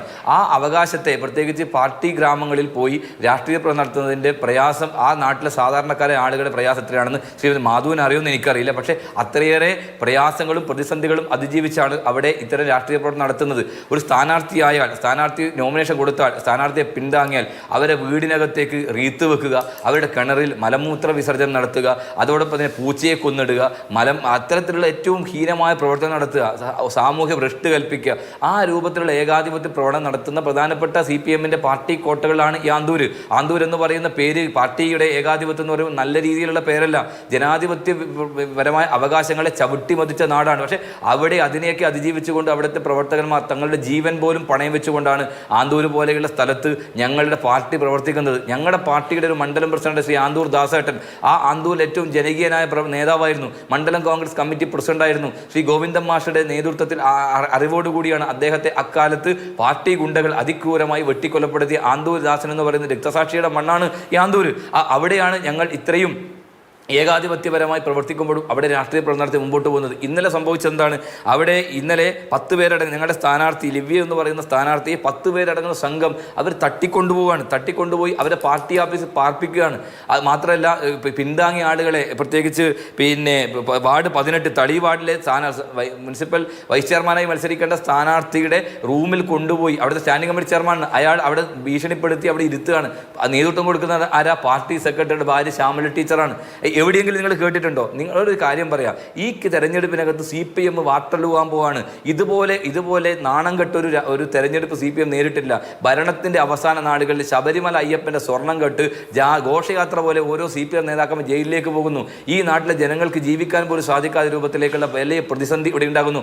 ആരോഗ്യ മേഖല ഉൾപ്പെടെ, അതോടൊപ്പം തന്നെ മറ്റ് മേഖലകളിലെല്ലാം വലിയ പ്രതിസന്ധിയാണ്. മാത്രമല്ല, ഇവിടെ BJPയും CPM തമ്മിലുള്ള കൂട്ടുകച്ചവടം നടക്കുന്നു. PM ശ്രീ പദ്ധതിയിൽ ഒപ്പിട്ട് RSSന് കേരളത്തെ പാട്ടത്തിന് കൊടുക്കാൻ തീരുമാനമെടുത്ത് മുമ്പോട്ട് പോകുന്നു. RSSന് വളരാനുള്ള സാഹചര്യം പിണറായി വിജയൻ ഒരുക്കി കൊടുക്കുന്നു. അങ്ങനെ DGP ആയ നരേന്ദ്രമോദിയുടെ സെക്യൂരിറ്റി ചീഫിനെ DGP ആക്കുന്നു. RSSന് അനുകൂലമായ സാഹചര്യം ഒരുക്കുന്നു. അങ്ങനെ എല്ലാമുള്ള ഈ നാട്ടിൽ അതിശക്തമായി പ്രത്യേകിച്ച് മതന്യൂനപക്ഷങ്ങൾ ഉൾപ്പെടെ ഈ നാട്ടിൽ ഇടതുപക്ഷത്തിനെതിരായുള്ള വലിയ പോരാട്ടങ്ങൾ നേതൃത്വം കൊടുക്കുമ്പോൾ തെരഞ്ഞെടുപ്പ് അട്ടിമറിയിലൂടെ ഞങ്ങളിതാ ഇവിടെ ജയിച്ചിരിക്കുന്നു, ഞങ്ങൾക്ക് ഇവിടെ എതിരില്ല, ഞങ്ങളാണ് ഈ പിണറായി വിജയൻ സർക്കാരിനെ അനുകൂലിക്കുന്ന ഒരു സമൂഹമാണ് ഇവിടെ നിന്ന് കാണിക്കുന്ന ഏറ്റവും നെറുകെട്ട പ്രവർത്തനമാണ് ഇവിടെ. ഒരു കാര്യം കൂടി ഞാൻ പറയാൻ ആഗ്രഹിക്കുന്നു. ഈ പറയുന്ന ആന്തൂര് രൂപപ്പെട്ടതിന് ശേഷമുള്ള 2 തദ്ദേശ തെരഞ്ഞെടുപ്പുകളിലും ഏകപക്ഷീയമായി സ്ഥാനാർത്ഥികളില്ലാതെ വിജയിക്കപ്പെട്ട വാർഡുകൾ ഇതിൽ കൂടുതലാണ്. ഇത്തവണയാണ് ഈ പറയുന്ന 2 എന്ന നിലയ്ക്ക് നിൽക്കുന്നത്. ഇതിനു മുൻപ് ഇതിൽ കൂടുതലാണല്ലോ. അപ്പോൾ ഇപ്പൊ 2015 ആദ്യ തെരഞ്ഞെടുപ്പിൽ ആകെയുള്ള 28 വാർഡിൽ 14 LDF എതിരില്ലാത്ത വിജയം നേടി. 2020 അത് 6 ഒതുങ്ങി. അതിപ്പോൾ 2 മാറുകയാണ്. അപ്പോൾ ഈ പ്രത്യേക സാഹചര്യത്തിൽ നിന്ന് പറയാൻ കഴിയില്ല. നിങ്ങൾക്ക് അവിടെ മുൻപ് തന്നെ സ്ഥാനാർത്ഥികളെ നിർത്താൻ കഴിയുന്ന സംഘടനാ സംവിധാനമില്ല. 10 വർഷം അധികാരത്തിന് പുറത്തു നിന്നിട്ടും ആ സംഘടനാ സംവിധാനം വിപുലപ്പെടുത്താൻ നിങ്ങൾക്കൊട്ട് കഴിഞ്ഞിട്ടുമില്ല. ശ്രീമതി മാധു, ഞാൻ ഒരു കാര്യം പറയട്ടെ. നിങ്ങൾ ഈ ചാനൽ ചർച്ചയിൽ എന്നോട് ചോദിക്കുന്ന പോലെ ലാന്തൂരിൽ പോയി നിങ്ങളൊന്ന് അതിൻ്റെ രാഷ്ട്രീയ നടത്തുക. അവിടുത്തെ സാധാരണക്കാരാണ്. അവരുടെ ആയുധവും ബോംബും 58 വെട്ടുകൊട്ടുന്ന ആയുധങ്ങളൊന്നുമില്ല. അവിടെ CPM-ൻ്റെ നേതൃത്വം എന്ന് പറയുന്നത് സാജൻ എന്ന് പറയുന്നത് CPM കാരൻ ആന്തൂരിൽ പാവപ്പെട്ടവൻ ഒരു ഗൾഫിൽ പോയി ജോലി ചെയ്ത് ഒരു സ്ഥാപനം മുടക്കിയപ്പോൾ അയാൾ ആത്മഹത്യ ചെയ്ത് പാർട്ടിക്കാരനാണ്. ആന്തൂരിലാണ് സംഭവം. ഈ ആന്തൂരാണ് ഈ പറയുന്ന പ്രദേശം. CPM-ൻ്റെ ഏകാധിപത്യ കോട്ടകളുണ്ട്. ഞങ്ങൾ അവിടെയാണ് 16-ൽ നിന്ന് 6 ഇപ്പോൾ 2-ലേക്ക് നിൽക്കുമ്പോൾ ഞങ്ങളുടെ പ്രവർത്തകന്മാർ നടത്തിയ ത്യാഗമാണ്. പക്ഷെ ഒരു കാര്യം ഞാൻ പറയാം, കഴിഞ്ഞ പാർലമെന്റ് തെരഞ്ഞെടുപ്പിൽ നിങ്ങൾ അറിയൂ, ഈ ആന്തൂർ ഉൾപ്പെടെയുള്ള ഈ തളിപ്പറമ്പിൽ 8,000 വോട്ടിൻ്റെ ലീഡാണ് സുധാകരന്. ആ സുധാകരന് ആന്തൂർ ഉൾപ്പെടെ കിട്ടിയ വോട്ട്, കൈപ്പത്തിയിൽ ചെയ്ത വോട്ട് സഖാക്കളാണ്. അപ്പോൾ അവിടുത്തെ സഖാക്കൾ ഉൾപ്പെടെ ഈ നാട്ടിലെ പാർട്ടി സെക്രട്ടറിക്കും പാർട്ടി ഈ മുഖ്യമന്ത്രിക്കും എതിരെ ചിന്തിക്കുന്നു എന്ന് ബോധ്യപ്പെട്ടപ്പോഴാണ് ഈ രൂപത്തിൽ അവിടെ സഖാക്കൾക്കിടയിൽ പോലും വലിയ പ്രതിഷേധമാണ്. തെരഞ്ഞെടുപ്പ് റിസൾട്ട് നോക്കൂ, അവിടെ നിങ്ങൾ ഓപ്പൺ വോട്ട് ചെയ്യുന്നു. കഴിഞ്ഞ തെരഞ്ഞെടുപ്പിൽ വലിയ രൂപത്തിൽ ഓപ്പൺ വോട്ട് ചെയ്ത പല സ്ഥലത്തും ഓപ്പൺ വോട്ട് ചെയ്ത ആളുകളൊക്കെ സുധാകരനെ വോട്ട് ചെയ്തത്. ഞങ്ങൾക്കതിൽ തെളിവുണ്ട്, അനുഭവമുണ്ട്. അതുകൊണ്ടാണ് ഞാൻ പറയാൻ ആഗ്രഹിക്കുന്നു, കഴിയില്ല, അവിടെ ഉറുമ്പ് ഞെരിയുന്നത് പോലെ പോകും തുടങ്ങിയ ഒരുപാട് ഭീഷണികൾ നിങ്ങൾക്ക് ഒരുപക്ഷെ ഉണ്ടായിരിക്കാം. പക്ഷെ അങ്ങനെയാണെങ്കിൽ നിങ്ങൾ മുതിർന്ന നേതാക്കൾ പോയി നിൽക്കുന്നേ, അപ്പോ വരില്ലല്ലോ ഈ ഭീഷണി. ഇപ്പോ ഇവിടെ മേയർ സ്ഥാനാർത്ഥിയായി നിൽക്കുന്നത് കെ ശബരിനാഥനല്ലേ? നിങ്ങൾ മുതിർന്ന നേതാക്കൾക്ക് പോയി നിൽക്കാമല്ലോ. ഇത് പോലീസുമുള്ള സംവിധാനമല്ലേ? ഇവിടെ സ്ഥാനാർത്ഥിയാകാൻ കഴിയില്ല ഞങ്ങൾക്ക്, അതിനുള്ള സംവിധാനം. പറയട്ടെ മാധു അല്ലല്ല, അങ്ങനെ ശബരിനാഥൻ മത്സരിച്ച തിരുവനന്തപുരം കോർപ്പറേഷനാണ്. ആന്തൂരിൽ വലിയ നേതാക്കന്മാർ അവിടെയില്ല. അവർക്ക് മുനിസിപ്പാലിറ്റി മത്സരിക്കണമെങ്കിൽ മുനിസിപ്പാലിറ്റിയിൽ വോട്ടുള്ളവർക്കേ മുനിസിപ്പാലിറ്റി മത്സരിക്കാൻ പറ്റൂ. പഞ്ചായത്തിൽ വോട്ടുള്ളവർക്ക് മത്സരിക്കാൻ പറ്റില്ല. ആന്തൂരിലെ പാർട്ടിക്കാരായ ആളുകൾക്ക് മാത്രമേ അവിടെ മത്സരിക്കാൻ പറ്റൂ. അല്ലാതെ ഇവിടുന്ന് എനിക്ക് പോയി അവിടെ മത്സരിക്കാനോ അല്ലെ സുധാകരൻ പോയി മത്സരിക്കാനോ പറ്റില്ലല്ലോ. അദ്ദേഹത്തിന്റെ വോട്ട് കോർപ്പറേഷനിലാണ്. അതുകൂടി നിങ്ങൾ മനസ്സിലാക്കണം. അതുകൊണ്ട് അവിടെയുള്ള പാർട്ടിയുടെ പ്രധാനപ്പെട്ട ആളുകൾ, UDF-ന്റെ ആളുകൾ അവിടെ മത്സരിക്കുന്നുണ്ട്, വോട്ടുള്ളവർ മത്സരിക്കുന്നുണ്ട്. ഒരു തർക്കമില്ല. പാർട്ടി കോട്ടകളിൽ തന്നെയാണ് അവരൊക്കെ തന്നെ മത്സരിക്കുന്നത്, ഒരു സംശയമില്ലാത്ത കാര്യമാണ്. അതുകൊണ്ട് മത്സരിക്കാൻ ഭയമൊന്നുമില്ല ഞങ്ങൾക്കൊന്നും. അങ്ങനെ മത്സരിച്ചുകൊണ്ട് തന്നെയാണ് ആ കണ്ണൂരിലെ പാർട്ടി കോട്ടയിൽ ഈ രൂപത്തിലേക്ക് കോൺഗ്രസും ഐക്യജനാധിപത്യ മുന്നണിയും ശക്തമായി മുമ്പോട്ട് വന്നത്. പോരാടിയും കൊണ്ടും കൊടുത്തും പോരടിച്ചും തന്നെയാണ് ഈ കോൺഗ്രസിന്റെ ഐക്യജനാധിപത്യ മുന്നണി അസ്തിത്വം ഞങ്ങൾ അവിടെ കാത്തു സൂക്ഷിക്കുന്നത് എന്ന് പറയാൻ ഞാൻ ആഗ്രഹിക്കുകയാണ്. 16-ൽ 6-ൽ 2-ലേക്ക് എത്തിയെങ്കിൽ ഞങ്ങളുടെ പ്രവർത്തകന്മാരുടെ ത്യാഗോജ്ജലം പ്രവർത്തനമാണ്. അത് നിങ്ങൾ കാണണം. ശരി, ശ്രീ കെ എസ് അരുൺകുമാർ അങ്ങയുടെ ഊഴത്തിൽ മറുപടി നൽകും എന്ന് ഞാൻ വിചാരിക്കുന്നു. നിങ്ങളുടെ പാർട്ടി ഭരിക്കുന്ന സംസ്ഥാനത്ത് നിങ്ങളുടെ മുഖ്യമന്ത്രിയുടെ അടക്കം നാട്ടിൽ, നിങ്ങളുടെ പാർട്ടി സെക്രട്ടറി അടക്കം അവിടുത്തെ പ്രതിനിധിയായ നാട്ടിൽ മറ്റുള്ളവർക്ക് നോമിനേഷൻ കൊടുക്കാനുള്ള സാഹചര്യമില്ല എന്നുള്ളതാണ് സംസ്ഥാനത്തെ പ്രതിപക്ഷം പറയുന്നത്. Shri K V S Haridas, BJP ഈ തദ്ദേശ തെരഞ്ഞെടുപ്പുമായി ബന്ധപ്പെട്ട് വിപുലമായ പ്രചാരണ പരിപാടികളാണ്. ഞങ്ങൾ വലിയ ആത്മവിശ്വാസത്തോടു കൂടിയാണ്, പലയിടങ്ങളിൽ മുനിസിപ്പാലിറ്റികൾ, കോർപ്പറേഷനുകളൊക്കെ ഞങ്ങളുടെ അധീനതയിലേക്ക് എത്തും തുടങ്ങിയ ഒരുപാട് അവകാശവാദങ്ങൾ കേൾക്കുന്നുണ്ട്. എന്താണ് നിങ്ങളുടെ ആത്മവിശ്വാസം? ഇതിപ്പോൾ സാധാരണഗതിയിൽ ഒരു തദ്ദേശ തെരഞ്ഞെടുപ്പ് എന്ന് പറഞ്ഞിട്ടുണ്ടെങ്കിൽ CPM കോൺഗ്രസ് ഡയറക്ട് ഫൈറ്റ് എന്ന നിലയ്ക്ക് അപ്പുറത്തേക്ക് ഇത്തവണ എന്തു സാധ്യമാകും എന്നുള്ളതാണ് BJP വിചാരിക്കുന്നത്.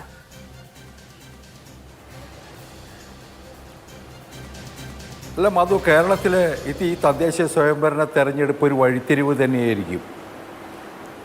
മധു പറഞ്ഞത് ശരിയാണ്. പഴയ കാലത്ത് ഇത് കോൺഗ്രസും CPM അല്ലെങ്കിൽ ഇടതുമുന്നണിയും വലതുമുന്നണിയും തമ്മിലുള്ള ഒരു പോരാട്ടമായിരുന്നു. അങ്ങനെ ഒരു ചിത്രീകരണം നടത്തിയിട്ടുണ്ട്. ഇത്തവണ രംഗം മാറിയിട്ടുണ്ട്. കേരളം മാറുന്നു എന്നുള്ള ഒരു സന്ദേശം കേരളത്തിലെമ്പാടും എത്തിക്കാൻ ഞങ്ങൾക്ക് സാധിച്ചിട്ടുണ്ട്. ഈ തെരഞ്ഞെടുപ്പ് കഴിയുമ്പോൾ കേരളത്തിലെ ഏറ്റവും വലിയ ഒറ്റക്കക്ഷി അത് ഭാരതീയ ജനതാ പാർട്ടി ആയിരിക്കും. ആ ഉറപ്പാണ് എനിക്ക് ഈ സമയത്ത് നൽകാൻ കഴിയുന്നത്. ഇത്തവണ ഏറ്റവും കൂടുതൽ സ്ഥാനാർത്ഥികളെ കേരളത്തിൽ അണിനിരത്തിയിട്ടുള്ള, ഏറ്റവും കൂടുതൽ സ്ഥാനാർത്ഥികളെ അണിനിരത്തിയിട്ടുള്ള ഏക കക്ഷി അതും BJP തന്നെയാണ്. അപ്പോൾ ആ നിലയിലുള്ള തയ്യാറെടുപ്പുകൾ കഴിഞ്ഞ 5-6 മാസമായിട്ട് ഞങ്ങൾ നടത്തിയിരുന്നു. വോട്ടർ പട്ടികയിൽ ആളുകളെ ചേർക്കാനുള്ള ശ്രമങ്ങളും നടത്തി. അതിനു മുമ്പ് സംഘടനാ രംഗത്ത് BJPയുടെ മെമ്പർഷിപ്പ് ക്യാമ്പയിൻ സുശക്തമായ നിലയിൽ നടത്തി. ഇതിൻ്റെയൊക്കെ പ്രതിഫലനം ഈ തെരഞ്ഞെടുപ്പിൽ നിങ്ങൾക്ക് കാണാൻ കഴിയും. പിന്നെ ഞാൻ ചോദിച്ചോട്ടെ മാധു, ഈ തെരഞ്ഞെടുപ്പിൽ കോൺഗ്രസ്സുകാർക്ക് ആരാ വോട്ട് ചെയ്യുന്നേ? ഈ പാർട്ടിയുടെ ഇന്നിപ്പോൾ വി ഡി സതീശൻ്റെ ബൈറ്റ് നിങ്ങൾ കാണിച്ചില്ലേ? ചാനലിൻ്റെ മുമ്പിൽ വന്നിരുന്നിട്ട് നിലവിളിക്കുന്ന ഒരു പ്രതിപക്ഷ നേതാവിൻ്റെ ദുരന്ത മുഖം. എന്താണ് അവരുടെ അവസ്ഥ? കേരളത്തിലൊരു കേരളം മുഴുവൻ നടന്നാൽ എവിടെയാണ് അവർ തമ്മിലടിക്കാത്ത? കോൺഗ്രസ് ആഫീസുകളിൽ മുഴുവൻ പട്ടാളത്തെ നിർത്തേണ്ട അവസ്ഥ വന്നില്ലേ? തമ്മിലടിക്കായിരുന്നില്ലേ ആദ്യ അവസാനം? ഇത്രയും ഗതികെട്ട ഒരു മുന്നണി കേരളത്തിൽ UDFൻ്റെ ചിത്രം നിങ്ങൾ ഏതെങ്കിലും കാലത്ത് കണ്ടിട്ടുണ്ടോ? അനാഥ പ്രേതത്തെ പോലെ നടക്കുന്നത് കാണുന്നില്ലേ? അവർക്ക് കേരളത്തിൽ എന്ത് ചെയ്യാൻ പറ്റുമെന്നാണ് വിചാരിക്കുന്നേ? എന്നിട്ടിപ്പോൾ മാർക്സിസ്റ്റ് പാർട്ടിയുടെ തട്ടകങ്ങളിൽ മത്സരിക്കാൻ ആളെ കിട്ടാത്തതിന് അല്ലെങ്കിൽ നോമിനേഷൻ കൊടുക്കാൻ കഴിയാത്തതിന് പഴിയും പറഞ്ഞുകൊണ്ട് നടക്കുക. അവർ പോയി രാഹുൽ ഗാന്ധി പോയിട്ട് സീതാറാം യെച്ചൂരിയോടോ അല്ലെങ്കിൽ പ്രകാശ് കാരോട്ടിനോട് MA ബേബിയോടും പോയിട്ട് അവരുടെ മുമ്പിൽ പോയി നിലവിളിക്കട്ടെ. കാരണം ഇവരൊന്നിച്ചാണല്ലോ കേരളം വിട്ടാൽ. ഈ ബീഹാറിൽ പോലും ഇവരൊന്നിച്ചല്ലേ മത്സരിച്ചിരുന്നേ. എന്നിട്ടിപ്പോൾ കേരളത്തിൽ മാർക്സിസ്റ്റുകാർ നോമിനേഷൻ കൊടുക്കാൻ ചങ്കൂറ്റമില്ലെങ്കിൽ അത് പറയട്ടെ എന്ന്. പഴയ കാലത്ത് ബംഗാളിലൊരു കാര്യം ഓർക്കണം. ബംഗാളിൽ ഇപ്പോൾ CPM നേതാക്കന്മാരോടൊക്കെ പറയുന്നുണ്ടല്ലോ, ബംഗാളിൽ കഴിഞ്ഞ തവണ പഞ്ചായത്ത് തെരഞ്ഞെടുപ്പ് സമയത്ത് തൃണമൂൽ കോൺഗ്രസ്സുകാർ ഇത് തന്നെയാണ് ചെയ്തത്. അന്ന് മാർക്സിസ്റ്റുകാർക്ക് നോമിനേഷൻ കൊടുക്കാൻ കൂടെ നിന്നത് ഞങ്ങളാണ്. അപ്പോൾ ഞങ്ങൾ ഇത്തരം ജനാധിപത്യ വിരുദ്ധമായ നീക്കങ്ങളെ നേരിടാൻ ഏത് കാലത്തും രംഗത്തുണ്ട്. അത് കേരളത്തിലും ഞങ്ങൾ ചെയ്തിട്ടുണ്ട്. ഏതാണ്ട് 10-20,000-ഓളം സ്ഥാനാർത്ഥികളെ അണിനിരത്താൻ ഞങ്ങൾക്ക് സാധിച്ചിട്ടുണ്ട് കേരളത്തിൽ. അതിന് ചില പോക്കറ്റുകളിൽ ഞങ്ങൾക്കും ബുദ്ധിമുട്ടുണ്ടായിട്ടുണ്ട്, ശരിയാ. പക്ഷേ ഏറ്റവും കൂടുതൽ സ്ഥാനാർത്ഥികളെ നിർത്തുന്ന പാർട്ടിയായിട്ട് BJP മാറി. അതിൻ്റെ ഫലം ഈ തെരഞ്ഞെടുപ്പിൽ വോട്ടെണ്ണുമ്പോൾ നിങ്ങൾക്ക് കാണാൻ കഴിയും. അനവധി ഗ്രാമപഞ്ചായത്തുകൾ ഇത്തവണ BJPയുടെ നിയന്ത്രണത്തിലേക്ക് വരുന്നത് നിങ്ങൾക്ക് കാണാം. നഗരസഭകളിൽ BJP നിർണായക ശക്തിയാകും. തിരുവനന്തപുരം പോലുള്ള കോർപ്പറേഷനുകളിൽ BJP ഭരണകക്ഷിയാകുന്നതും നിങ്ങൾക്ക് കാണാൻ കഴിയും. അത് ഞാൻ അതിൻ്റെ കൂടുതൽ വിശദാംശങ്ങളിലും കടക്കുന്നില്ല. പക്ഷേ ആ ആത്മവിശ്വാസം ഞങ്ങളുടെ പ്രവർത്തനത്തിലുണ്ട്, ഞങ്ങളുടെ പ്രവർത്തകരുടെ ഹൃദയത്തിലുണ്ട്. അത് തന്നെയാണ് ഞങ്ങൾക്ക് നൽകാനുള്ള സന്ദേശം. ഞാൻ ഒരു കാര്യം കൂടി പറയാം. ഇപ്പോൾ അട്ടപ്പാടിയിലെ സുഹൃത്തിൻ്റെ നമ്മുടെ പരിഭവവും പരിവേദനവും ഒക്കെ നമ്മൾ കേട്ടു. അട്ടപ്പാടിയിൽ മാർക്സിസ്റ്റ് പാർട്ടി കഴിഞ്ഞ കുറേ നാളായിട്ട് എന്താ ചെയ്യുന്നത്? ആദിവാസികളുടെ കേന്ദ്രമാണിത്, നമുക്കൊക്കെ അറിയാം. അവിടെ ഒരു സർക്കാർ ആശുപത്രിയുണ്ട്, പോയി കാണേണ്ടതാ. ഞാനവിടെ പോയിട്ടുണ്ട്, അതുകൊണ്ടാണ് പറയുന്നത്. അവിടെ ആവശ്യത്തിനുള്ള സൗകര്യങ്ങളൊന്നുമില്ല. അവിടേക്ക് ആവശ്യമുള്ള പണം കൊടുക്കുന്നതിന് പകരം പെരിന്തൽമണ്ണയിലുള്ള AKG ആശുപത്രിയിലേക്കാണ്, അല്ലെങ്കിൽ പാർട്ടി നടത്തുന്ന ആശുപത്രിയിലാണ്, MSൻ്റെ AKGയുടെ പേരിലാണ്, ആശുപത്രിയിലേക്കാണ് സർക്കാർ പണം കൊടുക്കുന്നത്. ഇവിടുത്തെ ആദിവാസി ക്ഷേമത്തിന് കൊടുക്കേണ്ട പണം പോലും മറിച്ച് നൽകിയ പാർട്ടിയാണത്. അവിടെ കൊടിയ അഴിമതിയാണ് നടക്കുന്നത് ആദിവാസി മേഖലയിൽ. അതിലൊക്കെ പ്രതിഷേധിച്ചുകൊണ്ട് ആദിവാസി മേഖലയിൽ വലിയ മാറ്റം ഉണ്ടായിട്ടുണ്ട്.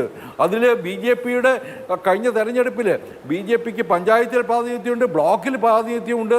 ഇത്തവണ വലിയ രാഷ്ട്രീയ മാറ്റം ഉണ്ടാക്കാൻ പോകുമ്പോൾ അവർക്ക് സമനില തെറ്റുന്നതിൽ അതിശയമൊന്നുമില്ല. അട്ടപ്പാടിയിലെ റിസൾട്ട് നമുക്ക് വരുമ്പോൾ ചർച്ച ചെയ്യാമെന്നാണ് എനിക്ക് സൂചിപ്പിക്കാനുള്ളത്. ശരി, ശ്രീ K. സരൺകുമാർ, ഒന്ന് റിജിൽ മാക്കുറ്റി ഉന്നയിച്ച പരാതി എന്ന് പറയുന്നത് കേരളത്തിലെ പ്രതിപക്ഷ നേതാവ് മാധ്യമങ്ങൾക്ക് മുന്നിൽ നിന്ന് പറയുകയാണ് ഗുണ്ടായുസമാണ് കാണിക്കുന്നത്. പാർട്ടി സെക്രട്ടറിയുടെ നാട്ടിൽ മറ്റൊരു നോമിനേഷൻ വേണ്ട എന്ന നിർബന്ധ ബുദ്ധി പ്രകടിപ്പിക്കുകയാണ് സംഘടനാ സംവിധാനത്തിലൂടെ എന്നതടക്കം ഈ പറയുന്ന ഓഡിയോ സന്ദേശങ്ങളിലടക്കം പ്രകടമായ ഭീഷണി കേരളത്തിന് മുന്നിൽ വന്ന് നിൽക്കുകയാണ്. അത് ജനാധിപത്യപരമാണോ? ഒന്ന്. രണ്ടാമത്തേത്, ശ്രീ KVS ഹരിദാസ് അടക്കം ഉന്നയിക്കുന്ന ആത്മവിശ്വാസം കേരളത്തിലെ ഇതുവരെയുള്ള തദ്ദേശ തെരഞ്ഞെടുപ്പുകളുടെ പാറ്റേൺ തന്നെ വരെ മാറ്റുന്ന തരത്തിലുള്ള ഒരു വോട്ടെടുപ്പ് ഇത്തവണ ഈ വിവാദങ്ങളുടെയൊക്കെ പശ്ചാത്തലത്തിൽ ഉണ്ടാകും എന്ന് CPM വിചാരിക്കുന്നുണ്ടോ? ബഹുമാനപ്പെട്ട കോൺഗ്രസിന്റെ പ്രതിനിധി ആന്തൂർ നഗരസഭ എന്ന് മാത്രമാണ് ആവർത്തിച്ചത്. എന്നാൽ ഇന്ന് പുറത്തു വന്ന വാർത്തകൾ അനുസരിച്ച് കണ്ണൂരിലെ മലവട്ടം, കണ്ണപുരം പഞ്ചായത്ത്, കാസർഗോഡ് മടിക്കൈ അടക്കം 11ഓളം കേന്ദ്രങ്ങളിലാണ് ഇടതുപക്ഷത്തിന്റെ സ്ഥാനാർത്ഥി എതിരില്ലാതെ വിജയിച്ചത്. ഏതായാലും 11 മേഖലയിൽ ഇടതുപക്ഷ സ്ഥാനാർത്ഥി എതിരില്ലാതെ ജയിച്ചപ്പോൾ അത് ഒരു നഗരസഭയിലേക്ക് മാത്രം കോൺഗ്രസിന്റെ പ്രതിനിധി ഒതുക്കിയത് എന്താണ്? ബാക്കി 10 സ്ഥലത്തും ഒരു കുഴപ്പമില്ലാതെന്ന് സമ്മതിച്ചതിനെ ഞാൻ അഭിനന്ദിക്കുകയാണ്. പിന്നെ പല ഘട്ടത്തിലും പാർട്ടി സംസ്ഥാന സെക്രട്ടറിയുടെ ഭാര്യ എന്ന് പറയുന്നു. പാർട്ടി സംസ്ഥാന സെക്രട്ടറിയുടെ ഭാര്യ കണ്ണൂരിലെ ജില്ലാ കമ്മിറ്റി അംഗവും അതേപോലെ മഹിളാ അസോസിയേഷന്റെ ജില്ലാ സെക്രട്ടറി അടക്കം വളരെ ഉത്തരവാദിത്തപ്പെട്ട പദവി വഹിക്കുന്ന ആ പ്രദേശത്തെ CPMന്റെ നേതാവാണ്. നഗരസഭ ഉപാധ്യക്ഷ എന്ന രൂപത്തിലും നല്ല രൂപത്തിൽ തന്നെ പ്രവർത്തിച്ച ലേഡിയാണ്. അവിടെ പാർട്ടി വളരെ ശക്തമായിട്ട് പ്രവർത്തിക്കുമ്പോൾ നമ്മുടെ പാർട്ടി നയങ്ങളോട് യോജിച്ച് ഭൂരിഭാഗം ആളുകൾ രംഗത്ത് വരുന്ന കാഴ്ചയാണ് കണ്ടത്.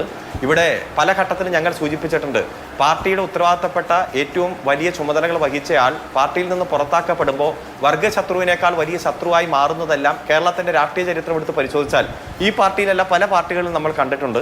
അതുകൊണ്ട് അത്തരത്തിലുള്ള ആരോപണങ്ങൾക്കൊന്നും ഞങ്ങൾ മറുപടി പറയുന്നില്ല. എന്ത് കാരണം, എന്തുകൊണ്ട് പോയി എന്നും ഒരു വ്യക്തിയെക്കുറിച്ച് ഈ ചർച്ചയിൽ ഉന്നയിക്കാൻ ഞാൻ തയ്യാറല്ല. ഞാൻ പാർട്ടിയുടെ നിലപാട് അതുമായി ബന്ധപ്പെട്ടുകൊണ്ട് പറഞ്ഞിട്ടുണ്ട്. പിന്നെ BJP നേതാവിന്റെ ആത്മവിശ്വാസം, ഇപ്പം ഞങ്ങൾ വാർഡ് പിടിക്കും, പഞ്ചായത്ത് പിടിക്കും, നഗരസഭ പിടിക്കും, കോർപ്പറേഷൻ പിടിക്കും എന്നൊക്കെ പറഞ്ഞിട്ട് BJPയുടെ സ്ഥാനാർത്ഥിയുടെ കൂടെ തെരഞ്ഞെടുപ്പ് പര്യടനത്തിന് വീട് കയറാൻ പോയവർ ആരെയാണ് കയറി പിടിച്ചതെന്ന് ഇന്ന് പത്രത്തിന്റെ പ്രമുഖ വാർത്തയായിട്ടും ചാനലുകളിലും വാർത്തയുണ്ട് തിരുവനന്തപുരത്ത്. ഞാൻ അത്രയും പറഞ്ഞാൽ പോരെ, കൂടുതൽ ഞാൻ എക്സ്പ്ലെയിൻ ചെയ്യേണ്ടതില്ലല്ലോ, നിങ്ങൾക്കൊക്കെ അറിയാം. അതുകൊണ്ട് ഇതൊക്കെ കേരളത്തിന്റെ പൊതുസമൂഹത്തിന് അറിയാം. സ്ഥാനാർത്ഥിത്വവുമായി ബന്ധപ്പെട്ടുകൊണ്ട് ആത്മഹത്യ ചെയ്യുന്ന RSSന്റെ പ്രവർത്തകരും അതിന്റെ ഭാഗമായി RSSന്റെ നേതാക്കന്മാരും പിറ്റേ ദിവസം തന്നെ അവരെ തള്ളിപ്പറയുന്ന RSS BJP നേതൃത്വത്തെയൊക്കെ നമ്മൾ കണ്ടല്ലോ.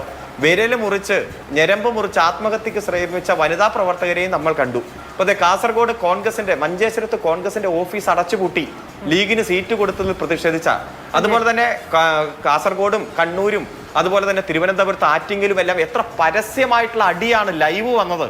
ഇത് സ്ഥാനാർത്ഥി നിർണയവുമായി ബന്ധപ്പെട്ടുകൊണ്ട് ഈ രംഗത്തുമെല്ലാം ഒരു തർക്കങ്ങളുമില്ലാതെ ഇടതുപക്ഷ ജനാധിപത്യ മുന്നണിയുടെ ചർച്ചകൾ പൂർത്തീകരിച്ച് ഈ തെരഞ്ഞെടുപ്പിൽ ഏറ്റവും അടുക്കും ചിട്ടയായിട്ട് മുന്നോട്ട് പോകുന്നത് ഞങ്ങളാണ്. ഒറ്റ കാര്യം പറഞ്ഞ് അവസാനിപ്പിക്കാം. ഈ കേരളത്തിലെ പഞ്ചായത്ത് തെരഞ്ഞെടുപ്പുകൾക്ക് ഒരു ചരിത്രമുണ്ട്. ഭരിക്കുന്ന മുന്നണിക്ക് അനുകൂലമായി പഞ്ചായത്ത് തെരഞ്ഞെടുപ്പുകളിൽ വോട്ട് ചെയ്ത ചരിത്രം ഒരു ഘട്ടത്തിലും ഉണ്ടായിട്ടില്ല. ഈ അവസാനത്തെ പഞ്ചായത്ത് തെരഞ്ഞെടുപ്പ് ഒഴികെ മാറ്റി നിർത്തിയാൽ 2020 ഡിസംബർ മാസം 16 കഴിഞ്ഞ പഞ്ചായത്ത് തെരഞ്ഞെടുപ്പിന്റെ റിസൾട്ട് വന്നപ്പോൾ ഇത്തരത്തിലൊക്കെ ഒരുപാട് ആക്ഷേപം ഉന്നയിക്കപ്പെട്ട കാലമായിരുന്നല്ലോ. സ്വർണ്ണക്കള്ളക്കടത്തും ബിരിയാണി ചെമ്പും ഈന്തപ്പഴത്തിന്റെ കുരുവൊക്കെ മാസങ്ങൾ ചർച്ച ചെയ്ത സമയത്തായിരുന്നു കഴിഞ്ഞ പഞ്ചായത്ത് തെരഞ്ഞെടുപ്പ്. ഞങ്ങൾ 6 കോർപ്പറേഷനിൽ 5 ജയിച്ചു, 14 ജില്ലാ പഞ്ചായത്തിൽ 11 ജയിച്ചു, 641 ഗ്രാമപഞ്ചായത്തിൽ 600-ലധികം ഗ്രാമപഞ്ചായത്ത് ജയിച്ചു. മുനിസിപ്പാലിറ്റിയും ബ്ലോക്കിലും ആധികാരിക വിജയം നേടിക്കൊണ്ട് 5 തലത്തിലും ഞങ്ങൾ വിജയിച്ചത്. ഏറ്റവും കൂടുതൽ ആരോപണം ഞങ്ങൾക്കെതിരെ UDFും BJPയും മാധ്യമങ്ങളും ഉയർത്തിക്കൊണ്ടുവന്ന കാലഘട്ടത്തിൽ തന്നെയാണ്. അതുകൊണ്ട് ശ്രീ VD സതീശൻ അത് പറഞ്ഞു ഇത് പറഞ്ഞു എന്നൊക്കെ പറഞ്ഞിട്ട് ഒരു കാര്യമില്ല. കഴിഞ്ഞ 4.25 വർഷമായിട്ട് അദ്ദേഹം ഉന്നയിക്കുന്നു. അതിനു മുമ്പുള്ള പ്രതിപക്ഷ നേതാവ് 5 കൊല്ലം ഉന്നയിച്ചു. ഒരു കാര്യങ്ങൾ പോലും ശരിവെക്കുന്ന സാഹചര്യമില്ല. ഇപ്പൊ പരമോന്നത നീതിപീഠം വരെ പറഞ്ഞത് ഈ വിഷയത്തിൽ ഇനി ഒരു അക്ഷരം വേണ്ടിയ 10 ലക്ഷം രൂപ നിങ്ങൾക്ക് ഫൈൻ അടയ്ക്കും എന്ന് പറഞ്ഞ സാഹചര്യമാണ്. അപ്പൊ അതുകൊണ്ട് കേരളത്തിന്റെ പൊതുസമൂഹത്തിൽ ഇവർ വിവാദങ്ങൾക്ക് പുറകെ പോകട്ടെ. ഞങ്ങൾ വാക്ക് പാലിച്ച് നടപ്പാക്കിയ കാര്യങ്ങൾ അതിൽ ഊന്നി നിൽക്കുന്നു. ജനങ്ങളെല്ലാം വളരെ തൃപ്തരാണ് എന്നങ്ങ് പറയുന്നു. പക്ഷെ ഞാൻ ഉന്നയിച്ച ആ വിഷയത്തിൽ ഇപ്പോ അങ്ങ് പറഞ്ഞു പാർട്ടിയിൽ നിന്ന് പുറത്തുപോയ ആൾ പിന്നീട് വർഗശത്രുവിനേക്കാൾ മോശമായ ബന്ധമായിരിക്കും ചിലപ്പോൾ ഉണ്ടാകുക എന്നുള്ളത്. പക്ഷേ അതുകൊണ്ട് ഇല്ലാതാക്കൽ എന്നുള്ളതല്ലല്ലോ. ഇപ്പോൾ പാർട്ടിയുടെ ലോക്കൽ സെക്രട്ടറി ജംഷീറാണ് ആ മറുതലയ്ക്കൽ സംസാരിക്കുന്നയാൾ. നേരത്തെ ആശാമോൾ പറഞ്ഞയാൾ അവിടുത്തെ ജില്ലാ സെക്രട്ടേറിയറ്റ് അംഗമാണ് അഡ്വക്കേറ്റ് സനൽകുമാർ. ഇവർക്ക് ഉത്തരവാദിത്തപ്പെട്ട പോസ്റ്റുകളിൽ ഇരുന്നുകൊണ്ടാണ് ആളുകളെ കൊല്ലും തിന്നും എന്നൊക്കെ പറയുന്നത്. ആ നിലയ്ക്ക് സംസാരിക്കുന്ന ആളുകളെക്കെതിരെ ആരോപണം വരുന്ന ഇത്രയും നേരമായല്ലോ. ഇതുവരെ അതിലൊരു അന്വേഷണം ഉണ്ടായിട്ടുണ്ടോ? എന്തുകൊണ്ടാണ് ആ രീതിയിൽ സംസാരിച്ചത്, തെരഞ്ഞെടുപ്പിന്റെ വേളയിൽ അത് പുറത്തു വരാൻ കാരണമായത് തുടങ്ങിയ കാര്യങ്ങളിൽ അന്വേഷണം ഉണ്ടാവുന്നുണ്ടോ? ഇപ്പോഴാണ് എങ്കിലും നടപടി ഉണ്ടാകും എന്ന് പറയാമോ? അല്ല, ഇതൊക്കെ ഒന്നെങ്കിൽ ഇലക്ഷൻ കമ്മീഷന് പരാതി കൊടുക്കാം, അല്ലെങ്കിൽ പോലീസിന് പരാതി കൊടുക്കാം. ഇപ്പോൾ ഈ ചർച്ചയിൽ പങ്കെടുത്ത സ്ഥാനാർത്ഥി വനിത ആ സുഹൃത്ത് എന്താ പറഞ്ഞത്? ആരോ എവിടെയോ പറഞ്ഞു, നേരിട്ടല്ല, ഒരു ഡയറക്റ്റ് എവിഡൻസും ഇല്ല, ഡയറക്റ്റ് അല്ല പറഞ്ഞത്, എന്നോട് വന്ന് പറഞ്ഞു, ഹിയർസേ എവിഡൻസ് എന്നൊക്കെയാണ് പറഞ്ഞത്. ഇതൊക്കെ അങ്ങനെയാണെങ്കിലും ഒരു റിട്ടേൺ പരാതിയൊക്കെ കൊടുത്താൽ അതിൻ്റെ ബന്ധപ്പെട്ട ആളുകൾ അന്വേഷിച്ചോട്ടെ. ഞങ്ങൾ അതിൻ്റെ പുറകിലൊന്നും പോകുന്നില്ല. ഇപ്പോൾ ഒരു അന്വേഷണ ഏജൻസിയുടെ ഇടപെടലിൽ പോലും ഭരണ നേതൃത്വമോ CPM നേതൃത്വമോ ഒരിക്കലും ഇടപെടുന്നില്ല. അന്വേഷണത്തിന്റെ വഴിക്ക് പോകട്ടെ. ഏതെങ്കിലും ആളുകൾ നിയമവിരുദ്ധ പ്രവർത്തനങ്ങളിൽ സംഘടിതമായോ വ്യക്തിപരമായോ ഏർപ്പെട്ടിട്ടുണ്ടെങ്കിൽ അവർ പാർട്ടിയുമായി ബന്ധമുള്ളവരോ പാർട്ടി ലീഡർഷിപ്പിലുള്ളവരാണെങ്കിൽ പോലും ഞങ്ങൾ ഇടപെടില്ല. വ്യക്തിപരമായി ചെയ്ത കുറ്റത്തിന് വ്യക്തിപരമായി തന്നെ അനുഭവിച്ചോട്ടെ, അവർ വ്യക്തിപരമായി തന്നെ അതിനെ നേരിട്ടോട്ടെ എന്ന നിലപാടാണ് CPM സ്വീകരിക്കുന്നതെന്ന് സമകാലീന രാഷ്ട്രീയ സാഹചര്യങ്ങൾ എടുത്ത് പരിശോധിച്ചാൽ അങ്ങേക്ക് വ്യക്തമാണല്ലോ. അതുകൊണ്ട് ഞങ്ങൾ ഇതിലൊന്നും പുറകെ പോകുന്നില്ല. ഞങ്ങളെ സംബന്ധിച്ചിടത്തോളം ഈ തെരഞ്ഞെടുപ്പ് കൃത്യമായിട്ട് ജയിപ്പിക്കുക. മടിക്കയും ഒക്കെ അദ്ദേഹം ഒഴിവാക്കിയതുപോലെ അങ്ങ് ഈ പത്തനംതിട്ടയിലെ കാര്യം അങ്ങ് പറഞ്ഞതുപോലെ ശരിയാണ്. അവർക്ക് ആരാണ് എന്ന് പോലും പറയാൻ കഴിയുന്നില്ല. പക്ഷേ പാർട്ടി നേതാവാണെന്ന് പറയാൻ കഴിയുന്നുണ്ട്. അവരുടെ ആ ബെൽറ്റിലുള്ള മുഴുവൻ 10-26 ആളുകൾ ഇങ്ങനൊരു അഭിപ്രായം അവരുടെ ആ ഗ്രൂപ്പിൽ തന്നെ പങ്കുവെക്കുകയാണ്, അവിടെ നിന്ന് പിൻവലിക്കണം എന്നുള്ളത്. ആ യോഗം വിളിച്ചു ചേർത്തത് സനൽകുമാർ എന്ന ആളാണെന്ന് പറയുന്നു. അത് പക്ഷെ നേരിട്ടല്ല എന്നുള്ളത് കൊണ്ട് അങ്ങ് പറയുന്ന ആ കാര്യം ശരി. പക്ഷേ പാലക്കാട്ടെ കാര്യം അങ്ങനെയല്ല. അട്ടപ്പാടിയിലെ കാര്യം നമ്മൾ ആ ഓഡിയോ കേൾക്കുകയാണ്. ആ ഓഡിയോയിൽ പറയുന്ന കാര്യങ്ങൾ അങ്ങ് നേരത്തെ പറഞ്ഞ പോലെ സൗഹൃദ സംഭാഷണം എന്ന് എണ്ണാൻ നമുക്ക് കഴിയില്ല. ആ നിലയ്ക്കാണ് പാർട്ടിയുടെ സംഘടനാ സംവിധാനം പ്രവർത്തിക്കുന്നത് എന്ന് പറയുന്ന ഓരോ കമ്മ്യൂണിസ്റ്റുകാരനും അപമാനമാണ്. അത് ഒരിടത്താണെങ്കിൽ ഒരിടത്ത് അങ്ങനെ ഒരു പ്രവണത ഉണ്ടാകാതിരിക്കണമെന്ന നിർബന്ധ ബുദ്ധി എന്തുകൊണ്ടാണ് ഇല്ലാതെ പോകുന്നത്? മിസ്റ്റർ രാമകൃഷ്ണൻ ഇവിടെ സൂചിപ്പിച്ചതുപോലെ അദ്ദേഹത്തിന്റെ നോമിനേഷൻ പിൻവലിക്കുന്നതുമായി ബന്ധപ്പെട്ടുകൊണ്ട് നടന്ന ചർച്ചകളിൽ ഏതെങ്കിലും തരത്തിൽ അദ്ദേഹത്തിന് പരാതി ഉണ്ടെങ്കിൽ അദ്ദേഹത്തിന് ബന്ധപ്പെട്ട ഫോറമുകളിൽ ഉന്നയിക്കാം. അദ്ദേഹം ഇപ്പോൾ പാർട്ടിയുമായിട്ട് വലിയ ബന്ധമില്ല, മറിച്ച് അദ്ദേഹത്തിന് പോലീസിൽ കൊടുക്കാം, ഇലക്ഷൻ കമ്മീഷന് കൊടുക്കാം, എവിടെ വേണമെങ്കിലും കൊടുക്കാം. അത് അതിൻ്റേതായ വഴിക്ക് പൊക്കോളും. ഞങ്ങളെ സംബന്ധിച്ചിടത്തോളം പാർട്ടിക്ക് പ്രഖ്യാപിതമായിട്ടുള്ള നിലപാട് ഇത്തരം കാര്യങ്ങളിലുണ്ട്. ഇപ്പോൾ ഇവിടെ കോൺഗ്രസിന്റെ പ്രതീതി പറയുന്നത് പോലെ ആരെയും ഭീഷണിപ്പെടുത്തിയോ നോമിനേഷൻ പിൻവലിപ്പിച്ചോ ഒന്നും തെരഞ്ഞെടുപ്പിൽ വിജയിക്കേണ്ട കാര്യം കേരളത്തിൽ CPM-നില്ല, ഇടതുപക്ഷത്തിനില്ല. സാങ്കേതിക പ്രശ്നമാണ്. ഞാൻ അടുത്ത കെ സരൺകുമാർ, ഞാൻ അങ്ങ് പറഞ്ഞു പൂർത്തിയാക്കാൻ അനുവദിക്കാത്തല്ല, സാങ്കേതിക പ്രശ്നമുള്ളതാണ്. ഞാൻ അതിലേക്ക് വരാം. ശ്രീ റിജിൽ മാക്കുറ്റി, ശരി, ആന്തൂരിൽ അങ്ങ് പറഞ്ഞതുപോലെയുള്ള പ്രശ്നങ്ങളുണ്ട്. കാസർഗോഡ് മടിക്കയിൽ ശ്രീ കെ സരൺകുമാർ എണ്ണി പറയുന്നു, മടിക്കയിൽ പ്രശ്നമുണ്ട്, മലപ്പട്ടത്ത് 2 ഉണ്ട്, കണ്ണപുരത്ത് 2 ഉണ്ട്. അങ്ങനെ 11-0 എന്ന നിലയ്ക്കാണ് ഇനി എണ്ണിത്തുടങ്ങാൻ പോകുന്നത്. സൂക്ഷ്മപരിശോധന കഴിഞ്ഞ മുറയ്ക്ക് 11-0 നിന്നാണ് ഇനി എണ്ണിത്തുടങ്ങാൻ പോകുന്നത്. അത് ശരി, അത് സാങ്കേതികമായി ആ നിലയ്ക്ക് എന്ന് വിചാരിക്കാം. പക്ഷെ നാടൊട്ടുക്ക് ഇന്നിപ്പോൾ കാസർഗോഡ് തെരഞ്ഞെടുപ്പ് കമ്മിറ്റി ഓഫീസ് താഴിട്ട് പൂട്ടിയതടക്കമുള്ള കാര്യങ്ങൾ ശ്രീ കെ സരൺകുമാർ പറയുകയാണ്. ആ നിലയ്ക്ക് നാട് മുഴുവനും സ്ഥാനാർത്ഥി നിർണയവുമായി ബന്ധപ്പെട്ട പ്രശ്നങ്ങൾ ഉണ്ടാവുകയാണ്. വിമതശല്യം കുറവാണ് ഇത്തവണ എന്നുള്ളതാണ് സംസ്ഥാനത്തിന്റെ പ്രതിപക്ഷ നേതാവിന്റെ ആത്മവിശ്വാസം എന്ന് പറയുന്നത്. പക്ഷെ സ്ഥാനാർത്ഥി നിർണയവുമായി ബന്ധപ്പെട്ട് എവിടെയൊക്കെ പ്രശ്നങ്ങളുണ്ടായി, എവിടെയൊക്കെ രാജ്യപ്രഖ്യാപനമുണ്ടായി. ഞാൻ ഓർക്കുന്നുണ്ട്, ഈ തെരഞ്ഞെടുപ്പ് കമ്മീഷൻ ചീഫ് ഇലക്ടറൽ ഓഫീസ് വാർത്താ സമ്മേളനം നടത്തി. ആ വാർത്താ സമ്മേളനം കൊടുത്തു വലിച്ച് തൊട്ടടുത്ത വാർത്ത എന്തായിരുന്നു അറിയാമോ? കോഴിക്കോട് രാജ്യപ്രഖ്യാപനമായിരുന്നു. ആ നിലയ്ക്കാണ് നിങ്ങൾ ഇത്രയും കാലത്തിന് ശേഷം നിങ്ങളുടെ സംഘടനാ സംവിധാനം ഒരു തെരഞ്ഞെടുപ്പിനെ അഭിമുഖീകരിക്കാൻ മാത്രമായി മെച്ചപ്പെടുത്തിയെടുത്തത്.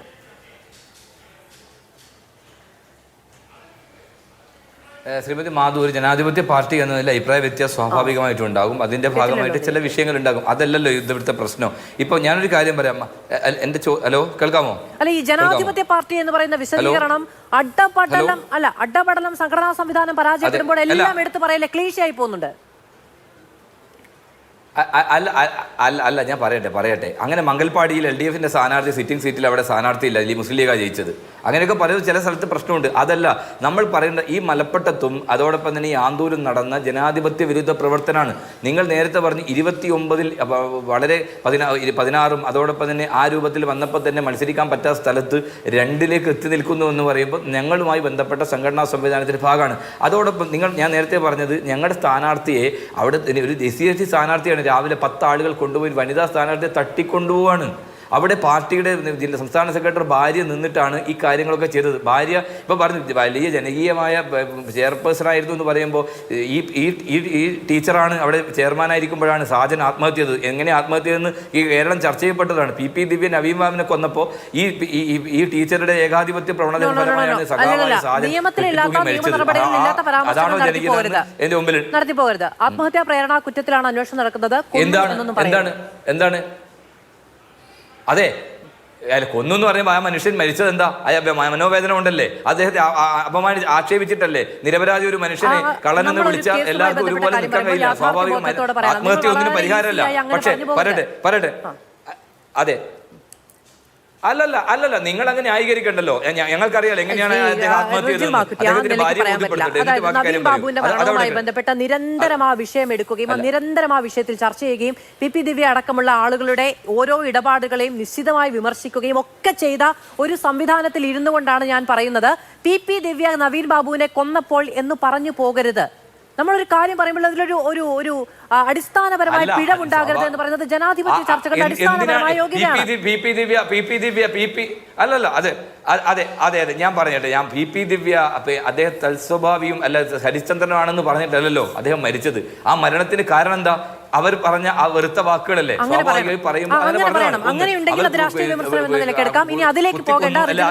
ഞാൻ പറയുന്നില്ല. പക്ഷെ അതിലെ വിഷയം മാറണ്ട. ആ വിഷയം നാട്ടിലെ ജനങ്ങൾക്കറിയാം. ഈ കേരള ജനങ്ങളെ കണ്ടിട്ടുണ്ട്. ഞാൻ അതിലേക്ക് കടക്കുന്നില്ല, വിഷയത്തിലേക്ക് മാറാനും ആഗ്രഹിക്കുന്നില്ല. നിങ്ങൾ നോക്കൂ, അവിടെ ഈ ആന്തൂരിൽ BJP കൊടുത്ത സ്ഥലങ്ങളിൽ ഒരാളെ പോലും ഈ CPM-ന്റെ ഈ പറയുന്ന ആളുകൾ പിൻവലിക്കാൻ അല്ലെങ്കിൽ തട്ടിക്കൊണ്ടുപോകാൻ തയ്യാറായിട്ടില്ല. വളരെ കൃത്യമായിട്ട് CJP മുന്നണി ഇവിടെ നിൽക്കുകയാണ്. ഇപ്പോൾ പിന്നെ BJP പ്രതിനിധി പറഞ്ഞു കോൺഗ്രസിന് പിന്നെ അടിയാണ് അതൊക്കെ പറയുന്നു. ഇവരുടെ സ്ഥാനാർത്ഥി ആത്മഹത്യ ചെയ്തത് തിരുവനന്തപുരത്ത് തമ്പി ആത്മഹത്യ ചെയ്തതും അതോടൊപ്പം തന്നെ ഒരു സ്ത്രീയെ മാനഹാനി അവരെ അപമാനിച്ചു ആക്ഷേപിച്ചതിന്റെ പേരിൽ സ്ഥാനാർത്ഥി ആത്മഹത്യ ശ്രമിച്ചതൊക്കെ ഈ കേരളത്തിലാണ്. BJPയുടെ നേതാവാണ്. അപ്പോൾ BJPക്കും CPM-നും തമ്മിലുള്ള നെക്സസ് എന്താണെന്ന് പറയുമ്പോൾ ഞാൻ ഈ ചർച്ചയിൽ പങ്കെടുക്കുമ്പോൾ നിങ്ങളറിയോ, CPM-ന്റെ ഒരു ജില്ലാ സെക്രട്ടറി മെമ്പർ ഇന്ന് നടത്തിയ പ്രസ്താവനയുണ്ട്. എന്താണെന്നറിയോ, പാലത്തായിലെ ഒരു കൊച്ചു പെൺകുട്ടി, ആ പെൺകുട്ടിയെ പീഡിപ്പിച്ചത് ഒരു BJP നേതാവാണ്. അയാൾ ശിക്ഷിച്ചപ്പോൾ ആ CPM-ന്റെ ജില്ലാ സെക്രട്ടറി മെമ്പർ പറയുന്നത് ശശികല പറയുന്നത് പോലെ, അതോടൊപ്പം തന്നെ RSSന്റെ നേതാക്കന്മാർ പറയുന്നത് പോലെയുള്ള വാക്കുകളാണ് ഹരീന്ദ്രൻ പറയുന്നത്. എന്താണ് അതിന്റെ കാരണം? അവിടെ ആ കുട്ടിയുടെ മതം പറയാണ്, കൊലയാളിയുടെ മതം പറയാണ്, പീഡിപ്പിച്ചവന്റെ മതം പറയാണ്, എന്നിട്ട് പറയാണ് അതുകൊണ്ടാണ് മുസ്ലിം ലീഗ് SDP ഉൾപ്പെടെ ആ വിഷയത്തിൽ വന്നതെന്ന് പറയും. CPM-ന്റെ നേതാവാണ്. എങ്ങനെ പറ്റുന്നു ഈ കേരളത്തിനകത്ത് ഒരു CPM നേതാവിന് പറയാൻ സാധിക്കുന്നത്? അതാണ് ഇവരുടെ BJPയും RSSും പറയുന്ന കാര്യം. അതേപടി CPM നേതാക്കന്മാർ പറയുന്ന നാട്ടിൽ ആന്തൂരിൽ BJPക്ക് സ്ഥാനാർത്ഥിയുണ്ട്, പിൻവലിക്കാൻ തയ്യാറാകുന്നില്ല, പിൻവലിപ്പിക്കാൻ ആ രൂപത്തിലുള്ള ഇടപെടൽ നടത്തുന്നില്ല. കോൺഗ്രസിനും UDF-നും എതിരെ മാത്രമാണ് ഇവരുടെ പ്രശ്നം എന്ന് പറയുമ്പോൾ കേരളത്തിൽ രൂപപ്പെട്ടുകൊണ്ടിരിക്കുന്ന CJP മുന്നണിയുടെ വ്യക്തമായ തെളിവാണ് ഞാനിവിടെ സൂചിപ്പിച്ചത്. അത്തരത്തിലുള്ള കാര്യങ്ങൾ ഇവർ നടത്തുന്നു. പക്ഷേ ഞാനൊരു കാര്യം പറയാൻ ആഗ്രഹിക്കുകയാണ്. ഈ കേരളത്തിലെ തെരഞ്ഞെടുപ്പിൽ ഈ കേരള ജനങ്ങളെല്ലാം കാണുന്നുണ്ട്. നിങ്ങൾക്ക് കഴിഞ്ഞ തവണത്തെ പഞ്ചായത്ത് തെരഞ്ഞെടുപ്പിൽ നിയമസഭാ തെരഞ്ഞെടുപ്പിലും നിങ്ങൾക്ക് കിട്ടിയ ആനുകൂല്യമുണ്ട്. കൊറോണയുടെ ആനുകൂല്യമാണ്. നിങ്ങൾ നടത്തിയ PR വർക്കാണ്. ഒരിക്കൽ ചക്ക വീണ് മുയൽ ചത്തു എന്നതിന്റെ പേരിൽ ഇക്കാലം അത്രയും അങ്ങനെ ചക്ക വീണ് മുയൽ ചാവുമെന്ന് അരുൺകുമാർ കരുതണ്ട. ഈ തെരഞ്ഞെടുപ്പിൽ ജനങ്ങൾ നിങ്ങളെ ആട്ടിപ്പുറത്താക്കാൻ കേരളത്തിൽ ഇതുപോലെ ജനങ്ങൾ പ്രതിഷേധിക്കാൻ പോകുന്ന തെരഞ്ഞെടുപ്പിന്റെ ചരിത്രത്തിൽ ഞാനൊരു സ്ഥാനാർത്ഥിയാണ്. ഞാൻ വീടുകൾ കയറുമ്പോൾ ഞങ്ങൾക്കറിയാം പ്രതികരണം. സാധാരണക്കാരായ കമ്മ്യൂണിസ്റ്റുകാരായ ആളുകൾ പോലും നിങ്ങളുടെ ഭരണത്തെക്കുറിച്ച് പറയുന്നത് നേരിട്ട് ഓരോ ദിവസവും അറിഞ്ഞുകൊണ്ടാണ് ഈ ചാനൽ ചർച്ചയിലൂടെ പങ്കെടുക്കുന്നത്. സ്വാഭാവികമായിട്ടും ആ രൂപത്തിൽ കേരളത്തിലെമ്പാടും ഇടതുപക്ഷത്തിന്റെ ഭരണത്തിനെതിരെയുള്ള നിങ്ങളെ കുറിച്ചിട്ടുള്ള കൃത്യമായ ധാരണ, ഓരോ ദിവസം വരുന്ന വാർത്തകളും നിങ്ങളുടെ നേതാക്കന്മാർ അഴിമതിയിൽ അയ്യപ്പന്റെ സ്വർണ്ണം പോലും കട്ട് ജയിലിലേക്ക് പോകുന്നൊക്കെ ജനങ്ങളെ ബാധിക്കുന്ന വിഷയമാണ്. ജനങ്ങളത് ശ്രദ്ധിക്കുന്നുണ്ട്. അതുകൊണ്ട് നിങ്ങൾ ഈ രൂപത്തിൽ സർഗാത്മകമായ രാഷ്ട്രീയമാണ് എന്ന് പറയുമ്പോൾ സ്വർണ്ണം കക്കലിന്റെ രാഷ്ട്രീയമാണ് ഇവിടെ ചർച്ച ചെയ്യപ്പെടാൻ പോകുന്നത്. PM ശ്രീ പദ്ധതിയിൽ ഒപ്പിട്ട് മുന്നോട്ട് പോകുന്ന രാഷ്ട്രീയമാണ് ഇവിടെ ചർച്ച ചെയ്യപ്പെടാൻ പോകുന്നത്. ആശുപത്രിയിൽ ഡോക്ടർമാരും നഴ്സുമാരും ഇല്ലാതെ രോഗികൾ മരിക്കുന്ന അവരുടെ വേദനയാണ് ഇവിടെ ചർച്ച ചെയ്യപ്പെടാൻ പോകുന്നത്. നിത്യോപയോഗ സാധനങ്ങളുടെ വില വാണം പോലെ കുതിച്ചുയരുന്ന വിഷയമാണ് ഇവിടെ ചർച്ച ചെയ്യപ്പെടാൻ പോകുന്നത്. ഇവിടുത്തെ ജനങ്ങൾക്ക് തൊഴിലില്ലാത്ത വിഷയമാണ് ഇവിടെ ചർച്ച ചെയ്യപ്പെടാൻ പോകുന്നത്. ആ കാര്യങ്ങൾ ചർച്ച ചെയ്യുമ്പോൾ ഈ നാട്ടിലെ ജനങ്ങൾ നിങ്ങൾക്ക് വോട്ട് ചെയ്യില്ല എന്നുള്ളത് നമുക്ക് തെരഞ്ഞെടുപ്പ് സാങ്കേതിക തടസ്സമുണ്ട്. അതിനെ തുടർന്ന് പോയത് എനിക്ക് ശ്രീ KVS-ലേക്ക് പോകണം. അതിനു മുൻപ് ഇടവേളയും വേണം. ശ്രീ KVS ഹരിദാസ്, തിരുവനന്തപുരത്തുണ്ടായ 2 പ്രശ്നങ്ങൾ, അതിൽ ഏറ്റവും അവസാനം ഈ ആനന്ദ് തമ്പിയുടെ ആത്മഹത്യ അടക്കം കാര്യങ്ങൾ, ആത്മഹത്യാക്കുറിപ്പിലെ പരാമർശങ്ങൾ, സ്ഥാനാർത്ഥിത്വ നിഷേധവുമായി ബന്ധപ്പെട്ട പ്രശ്നങ്ങൾ, അതിനുശേഷം സ്വതന്ത്രനായി മത്സരിക്കാൻ തീരുമാനിച്ചപ്പോഴുള്ള സമ്മർദ്ദം, ഈ കാര്യങ്ങൾ ചൂണ്ടിക്കാണിച്ചുകൊണ്ടാണ് അവിടെ 2 തരത്തിലാണ് BJP ഇതിൽ നിലപാടെടുത്തത്. BJPയുടെ ചില സംസ്ഥാന നേതാക്കൾ അതിനെ തള്ളിപ്പറഞ്ഞു. ചിലർ അദ്ദേഹത്തിന് അനുകൂലമായി അവിടെ ചെന്ന് അദ്ദേഹത്തിന് ആദരാഞ്ജലികൾ അർപ്പിച്ചു. അദ്ദേഹത്തെ അനുസ്മരിച്ചുകൊണ്ട് അവിടെ പാർട്ടിയുടെ ലോക്കൽ ഘടകത്തിന്റെ പേരിൽ ഫ്ലെക്സ് ബോർഡുകൾ അടക്കമുണ്ടായി. ആ വിഷയങ്ങളടക്കം ഇവിടെ വലിയ തോതിൽ ചർച്ചയാവുകയും ചെയ്യുന്നുണ്ട്. മറ്റൊന്ന്, ഈ കഴിഞ്ഞ ദിവസം ഉണ്ടായ കാര്യമാണ്. അരുൺകുമാർ ചോദിക്കുകയും ചെയ്തു. നിങ്ങൾ വോട്ട് ചോദിച്ചു പോകുന്ന ഇടത്ത് ഒരു സ്ത്രീക്കെതിരെ അതിക്രമമുണ്ടായി എന്ന വാർത്ത വലിയ തോതിൽ പ്രചരിക്കപ്പെടുകയാണ്. അതായത് വോട്ട് ചോദിച്ച് എത്തുമ്പോൾ മര്യാദയ്ക്ക് പെരുമാറാത്ത ആളുകളെ എങ്ങനെ ആളുകൾ ജയിപ്പിക്കും?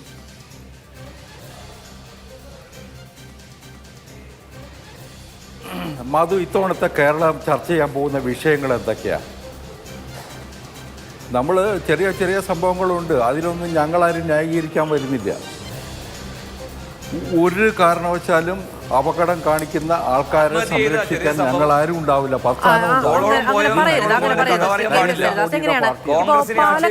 പാലക്കാടുണ്ടായ ഒരു സംഭവം നമ്മൾ അദ്ദേഹത്തെ വിളിച്ചു വരുത്തി ചർച്ചയിലിരുത്തി അദ്ദേഹത്തിന്റെ വേർഷൻ കേൾക്കുകയാണ്. CPM-ന്റെ പ്രതിനിധി അതൊരു ചെറിയ സംഭവം അല്ലേന്ന് ചോദിച്ചാൽ അങ്ങ് സമ്മതിക്കുമോ? ഇല്ല. ഒരു ദിവസം നമ്മൾ എടുത്ത വിഷയമാണ് തിരുവനന്തപുരത്ത് ആത്മഹത്യ. അതൊരു ചെറിയ സംഭവം, ഒരു മനുഷ്യന്റെ മരണം ചെറിയ സംഭവമാകുമോ? ഞാൻ പറയട്ടെ മധു, ഞാനൊന്ന് പൂർത്തിയാക്കട്ടെ. ഇത്തവണ കേരളം ചർച്ച ചെയ്യുന്ന വിഷയങ്ങൾ എന്തൊക്കെയാണ്? തകർന്നടിഞ്ഞ കേരളത്തെയാണ് നമ്മൾ കാണുന്നത്. സാമ്പത്തിക മേഖല മുഴുവൻ തകർന്ന് തരിപ്പണമായി. വിദ്യാഭ്യാസ മേഖലയിൽ, ആരോഗ്യ മേഖലയിൽ ഒക്കെ ഒരു അരക്ഷിതാവസ്ഥയല്ല, കെടുകാര്യസ്ഥതയാണ്. അതിനേക്കാൾ ഉപരിയല്ലേ ശബരിമല വിഷയം. ഈ ശബരിമല കാര്യത്തിൽ എന്താ മാർക്സിസ്റ്റ് പാർട്ടിയുടെ നിലപാട്? CPM നിയമിച്ച രണ്ട് പ്രസിഡന്റ്, തിരുവിതാംകൂർ ദേവസ്വം ബോർഡിന്റെ 2 പ്രസിഡന്റുമാരില്ലേ? ചെങ്കൊടിയും പിടിച്ചുകൊണ്ട് ദേവസ്വം ബോർഡ് കാര്യാലയത്തിൽ പോയി ഇരുന്നവര്, ശബരിമലയിൽ പോയി ഇരുന്നവര്, അവരല്ലേ അവിടെ നിന്ന് സ്വർണം മോഷ്ടിച്ചത്? ഹൈക്കോടതി നിയമിച്ച SIT ഈ രണ്ടുപേരെ ജയിലിൽ ഞാൻ ചർച്ച ചെയ്തത് ആ വിഷയം 3 ദിവസം നമ്മൾ ചർച്ച ചെയ്തു. A. പത്മകുമാറിന്റെ അറസ്റ്റിന് ശേഷം നിരന്തരമായ 3 ദിവസം തദ്ദേശ സ്വയംഭരണവുമായി ബന്ധപ്പെട്ട ഒരു വിഷയം, അന്നൊക്കെ BJPയുടെ പ്രതിനിധികൾ വന്നിരുന്നതിൽ ഘോരഘോരം സംസാരിക്കുകയും ചെയ്തു. തദ്ദേശ തെരഞ്ഞെടുപ്പുമായി ബന്ധപ്പെട്ട ഒരു വിഷയം വരുമ്പോൾ അതിലെ സ്ഥാനാർത്ഥിത്വവുമായി ബന്ധപ്പെട്ട തർക്കങ്ങളും ചർച്ചകളും അതുമായി ബന്ധപ്പെട്ടുവരുന്ന ഭീഷണികളും പ്രശ്നങ്ങളും മാത്രം നമ്മൾ ആ തലക്കെട്ടിൽ ചർച്ച ചെയ്യുന്ന ദിവസം അങ്ങേക്ക് വേണമെങ്കിൽ അരമണിക്കൂർ ശബരിമല സ്വർണ്ണക്കൊള്ളയുമായി ബന്ധപ്പെട്ട് സംസാരിക്കാം. പക്ഷെ പാർട്ടിയെ തുടർന്നൊരു കാര്യം പറയുമ്പോൾ നമ്മൾ കാണുന്നത് എന്ന് പറയുമ്പോൾ നിങ്ങളാണത് കാണുന്നത്. നമ്മൾ പൊതുജനങ്ങൾ എന്തൊക്കെ കാണണം എന്നുള്ളത് പൊതുജനങ്ങൾ തീരുമാനിക്കുന്ന കാര്യമാണ്. നിങ്ങൾ ഇങ്ങോട്ട് നോക്കണ്ട എന്ന് BJP പറഞ്ഞാൽ നോക്കാതിരിക്കുന്നവരല്ല കേരളത്തിലുള്ളവർ. മാധു, നിങ്ങൾ എന്തെല്ലാം പറഞ്ഞാലും ചെറിയ ചെറിയ സംഭവങ്ങൾ ഉണ്ടാവും. അതിനെ ചെറുതാവും വലുതോ മാനങ്ങളും ഉണ്ടാവും. ഞാൻ ഇല്ലാന്നൊന്നും പറയുന്നില്ല. പക്ഷെ കേരളത്തിൽ ഇത്തവണ ജനവിധി എഴുതാൻ പോകുന്നത് ഈ സ്വർണ്ണക്കൊള്ള ഉൾപ്പെടെയുള്ള വിഷയങ്ങളാണ്. അതിനകത്ത് വേറെ എന്തെല്ലാം സംഭവങ്ങൾ ഉണ്ടായിട്ടുണ്ടെങ്കിലും അതിൻ്റെ ഫോക്കസ് മാറ്റാൻ കഴിയില്ല. ഞാൻ പറഞ്ഞല്ലോ, അത്തരം ഒരു ദുഃഖകരമായ സംഭവങ്ങൾ ഉണ്ടായിട്ടുണ്ടെങ്കിൽ അതിനെ പിന്തുണയ്ക്കാനോ അതിനെ അപലപിക്കാതിരിക്കാനോ ഞങ്ങൾ ആരും ഉണ്ടാവില്ല. ഞങ്ങൾ ശക്തമായ നിലപാട് തന്നെ. അപലപിക്കേണ്ടതില്ല എന്ന് ഞാൻ പറയുന്നില്ല. ശബരിമല സ്വർണ്ണക്കൊള്ള പോലെയുള്ള വിഷയങ്ങൾ തെരഞ്ഞെടുപ്പിൽ ഉപയോഗിക്കില്ല എന്ന് ഞാൻ പറഞ്ഞിട്ടില്ല. പക്ഷേ തദ്ദേശ തെരഞ്ഞെടുപ്പ് എന്ന് പറയുന്നത് വളരെ പ്രാദേശികമായ വിഷയങ്ങൾ കൈകാര്യം ചെയ്യുകയും അതിനെക്കുറിച്ച് ചർച്ച ചെയ്യപ്പെടുകയും ചെയ്യുന്ന തെരഞ്ഞെടുപ്പാണ്. RSS ആകൃതിയെന്ന് പറഞ്ഞ ആത്മഹത്യ ചെയ്ത നാടാണ് തെരഞ്ഞെടുപ്പുമായി ബന്ധപ്പെട്ട് BJPയുടെ. മാധു ഒരു മിനിറ്റ്. മാധു, ഞാൻ ഒരു 2-3 മാസത്തിന് ശേഷം ഒരു ദിവസം ചാനൽ ചർച്ചയിൽ വരുന്നത് തന്നെ.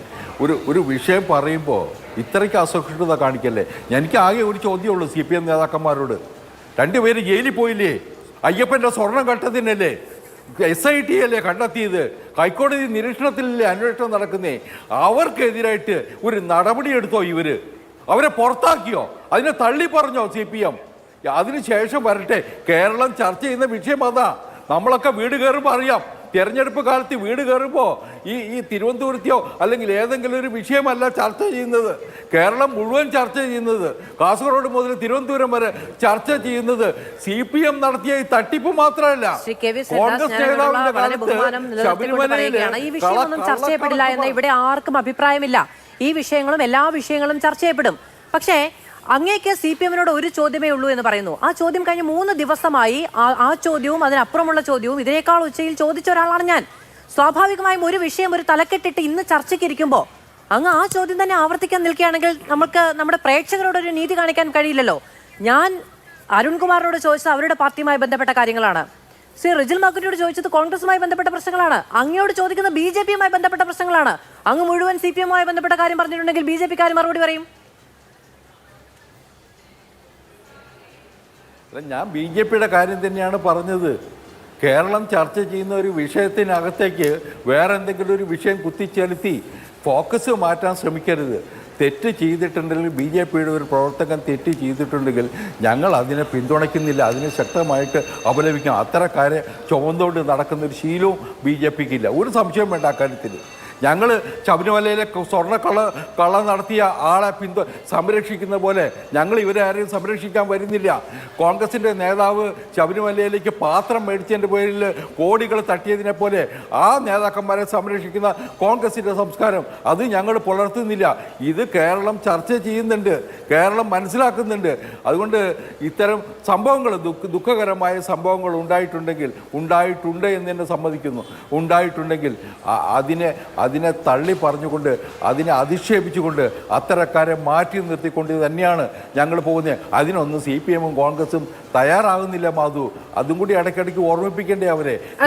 അങ്ങനെ മാറ്റി നിർത്തിയതായി ഈ പറയുന്ന സംഭവങ്ങളുമായി ബന്ധപ്പെട്ട് ആർക്കെങ്കിലും എതിരെയും നടപടി എടുത്തതായും ഞങ്ങൾക്കറിയില്ല. അങ്ങേക്ക് അറിയാമെങ്കിൽ അങ്ങേക്ക് പറയാം. മാത്രമല്ല അദ്ദേഹം BJP പ്രവർത്തകൻ പോലും അല്ല എന്ന് തള്ളി പറയുന്ന എറണാകുളത്ത് ഒരു സംഭവം ഉണ്ടായി. എറണാകുളത്ത് ഒരു സംഭവം ഉണ്ടായി. അയാളെ ഞങ്ങൾ പാർട്ടിയിൽ നിന്ന് പുറത്താക്കി. ഒരു സംശയം ഉണ്ടായില്ല, പുറത്താക്കി. അതുപോലെ ഇത്തരം കാണിക്കുന്ന ആൾക്കാരെ BJP-യിൽ വച്ച് പൊറപ്പിക്കുന്ന പ്രശ്നമില്ല. ഒരു സംശയമുണ്ട് അക്കാര്യത്തിൽ. ഇത് ഞാൻ തിരുവനന്തപുരത്ത് നടന്ന സംഭവമാണ് പറഞ്ഞത്. ഈ തദ്ദേശ തെരഞ്ഞെടുപ്പിന്റെ സ്ഥാനാർത്ഥി നിർണ്ണയവുമായി ബന്ധപ്പെട്ട് നടന്ന പ്രശ്നത്തെക്കുറിച്ചാണ് പറഞ്ഞത്. കൂടുതൽ ഇടങ്ങളിൽ കൂടുതൽ കാര്യങ്ങൾ ഉണ്ടായ കഥ അങ്ങ് പറയുകയാണെങ്കിൽ ശരി. എനിക്ക് വളരെ കുറച്ച് സമയം കൂടെ ഉള്ളൂ. കെ എസ് അരുൺകുമാർ, അങ്ങേക്ക് നേരത്തെ പൂർത്തീകരിക്കാൻ കഴിഞ്ഞില്ല. അത് പൂർത്തീകരിക്കുകയാണെങ്കിൽ നമുക്ക് ചർച്ച അവസാനിപ്പിക്കാം.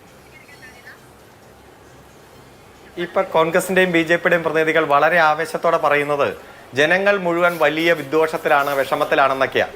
ഏതായാലും വിദ്യാഭ്യാസ മേഖല, ആരോഗ്യ മേഖല, സാമൂഹ്യ വികസന സൂചിക, ക്ഷേമ പദ്ധതികൾ, അതുപോലെ സുസ്ഥിര വികസന സൂചിക, ലൈഫ് പദ്ധതികൾ, അതുപോലെ പട്ടയ വിതരണം എല്ലാം ചർച്ച ചെയ്യട്ടെ. ദേശീയപാത, തീരദേശ ഹൈവേ, മലയോര ഹൈവേ, ജലമെട്രോ, AI ക്യാമറ, K-ഫോൺ എല്ലാം ചർച്ച ചെയ്യട്ടെ. സ്കൂളുകൾ ഹൈടെക്കായി മാറിയതും ആരോഗ്യരംഗത്തെ സമീപനം ഒക്കെ ചർച്ച ചെയ്യട്ടെ.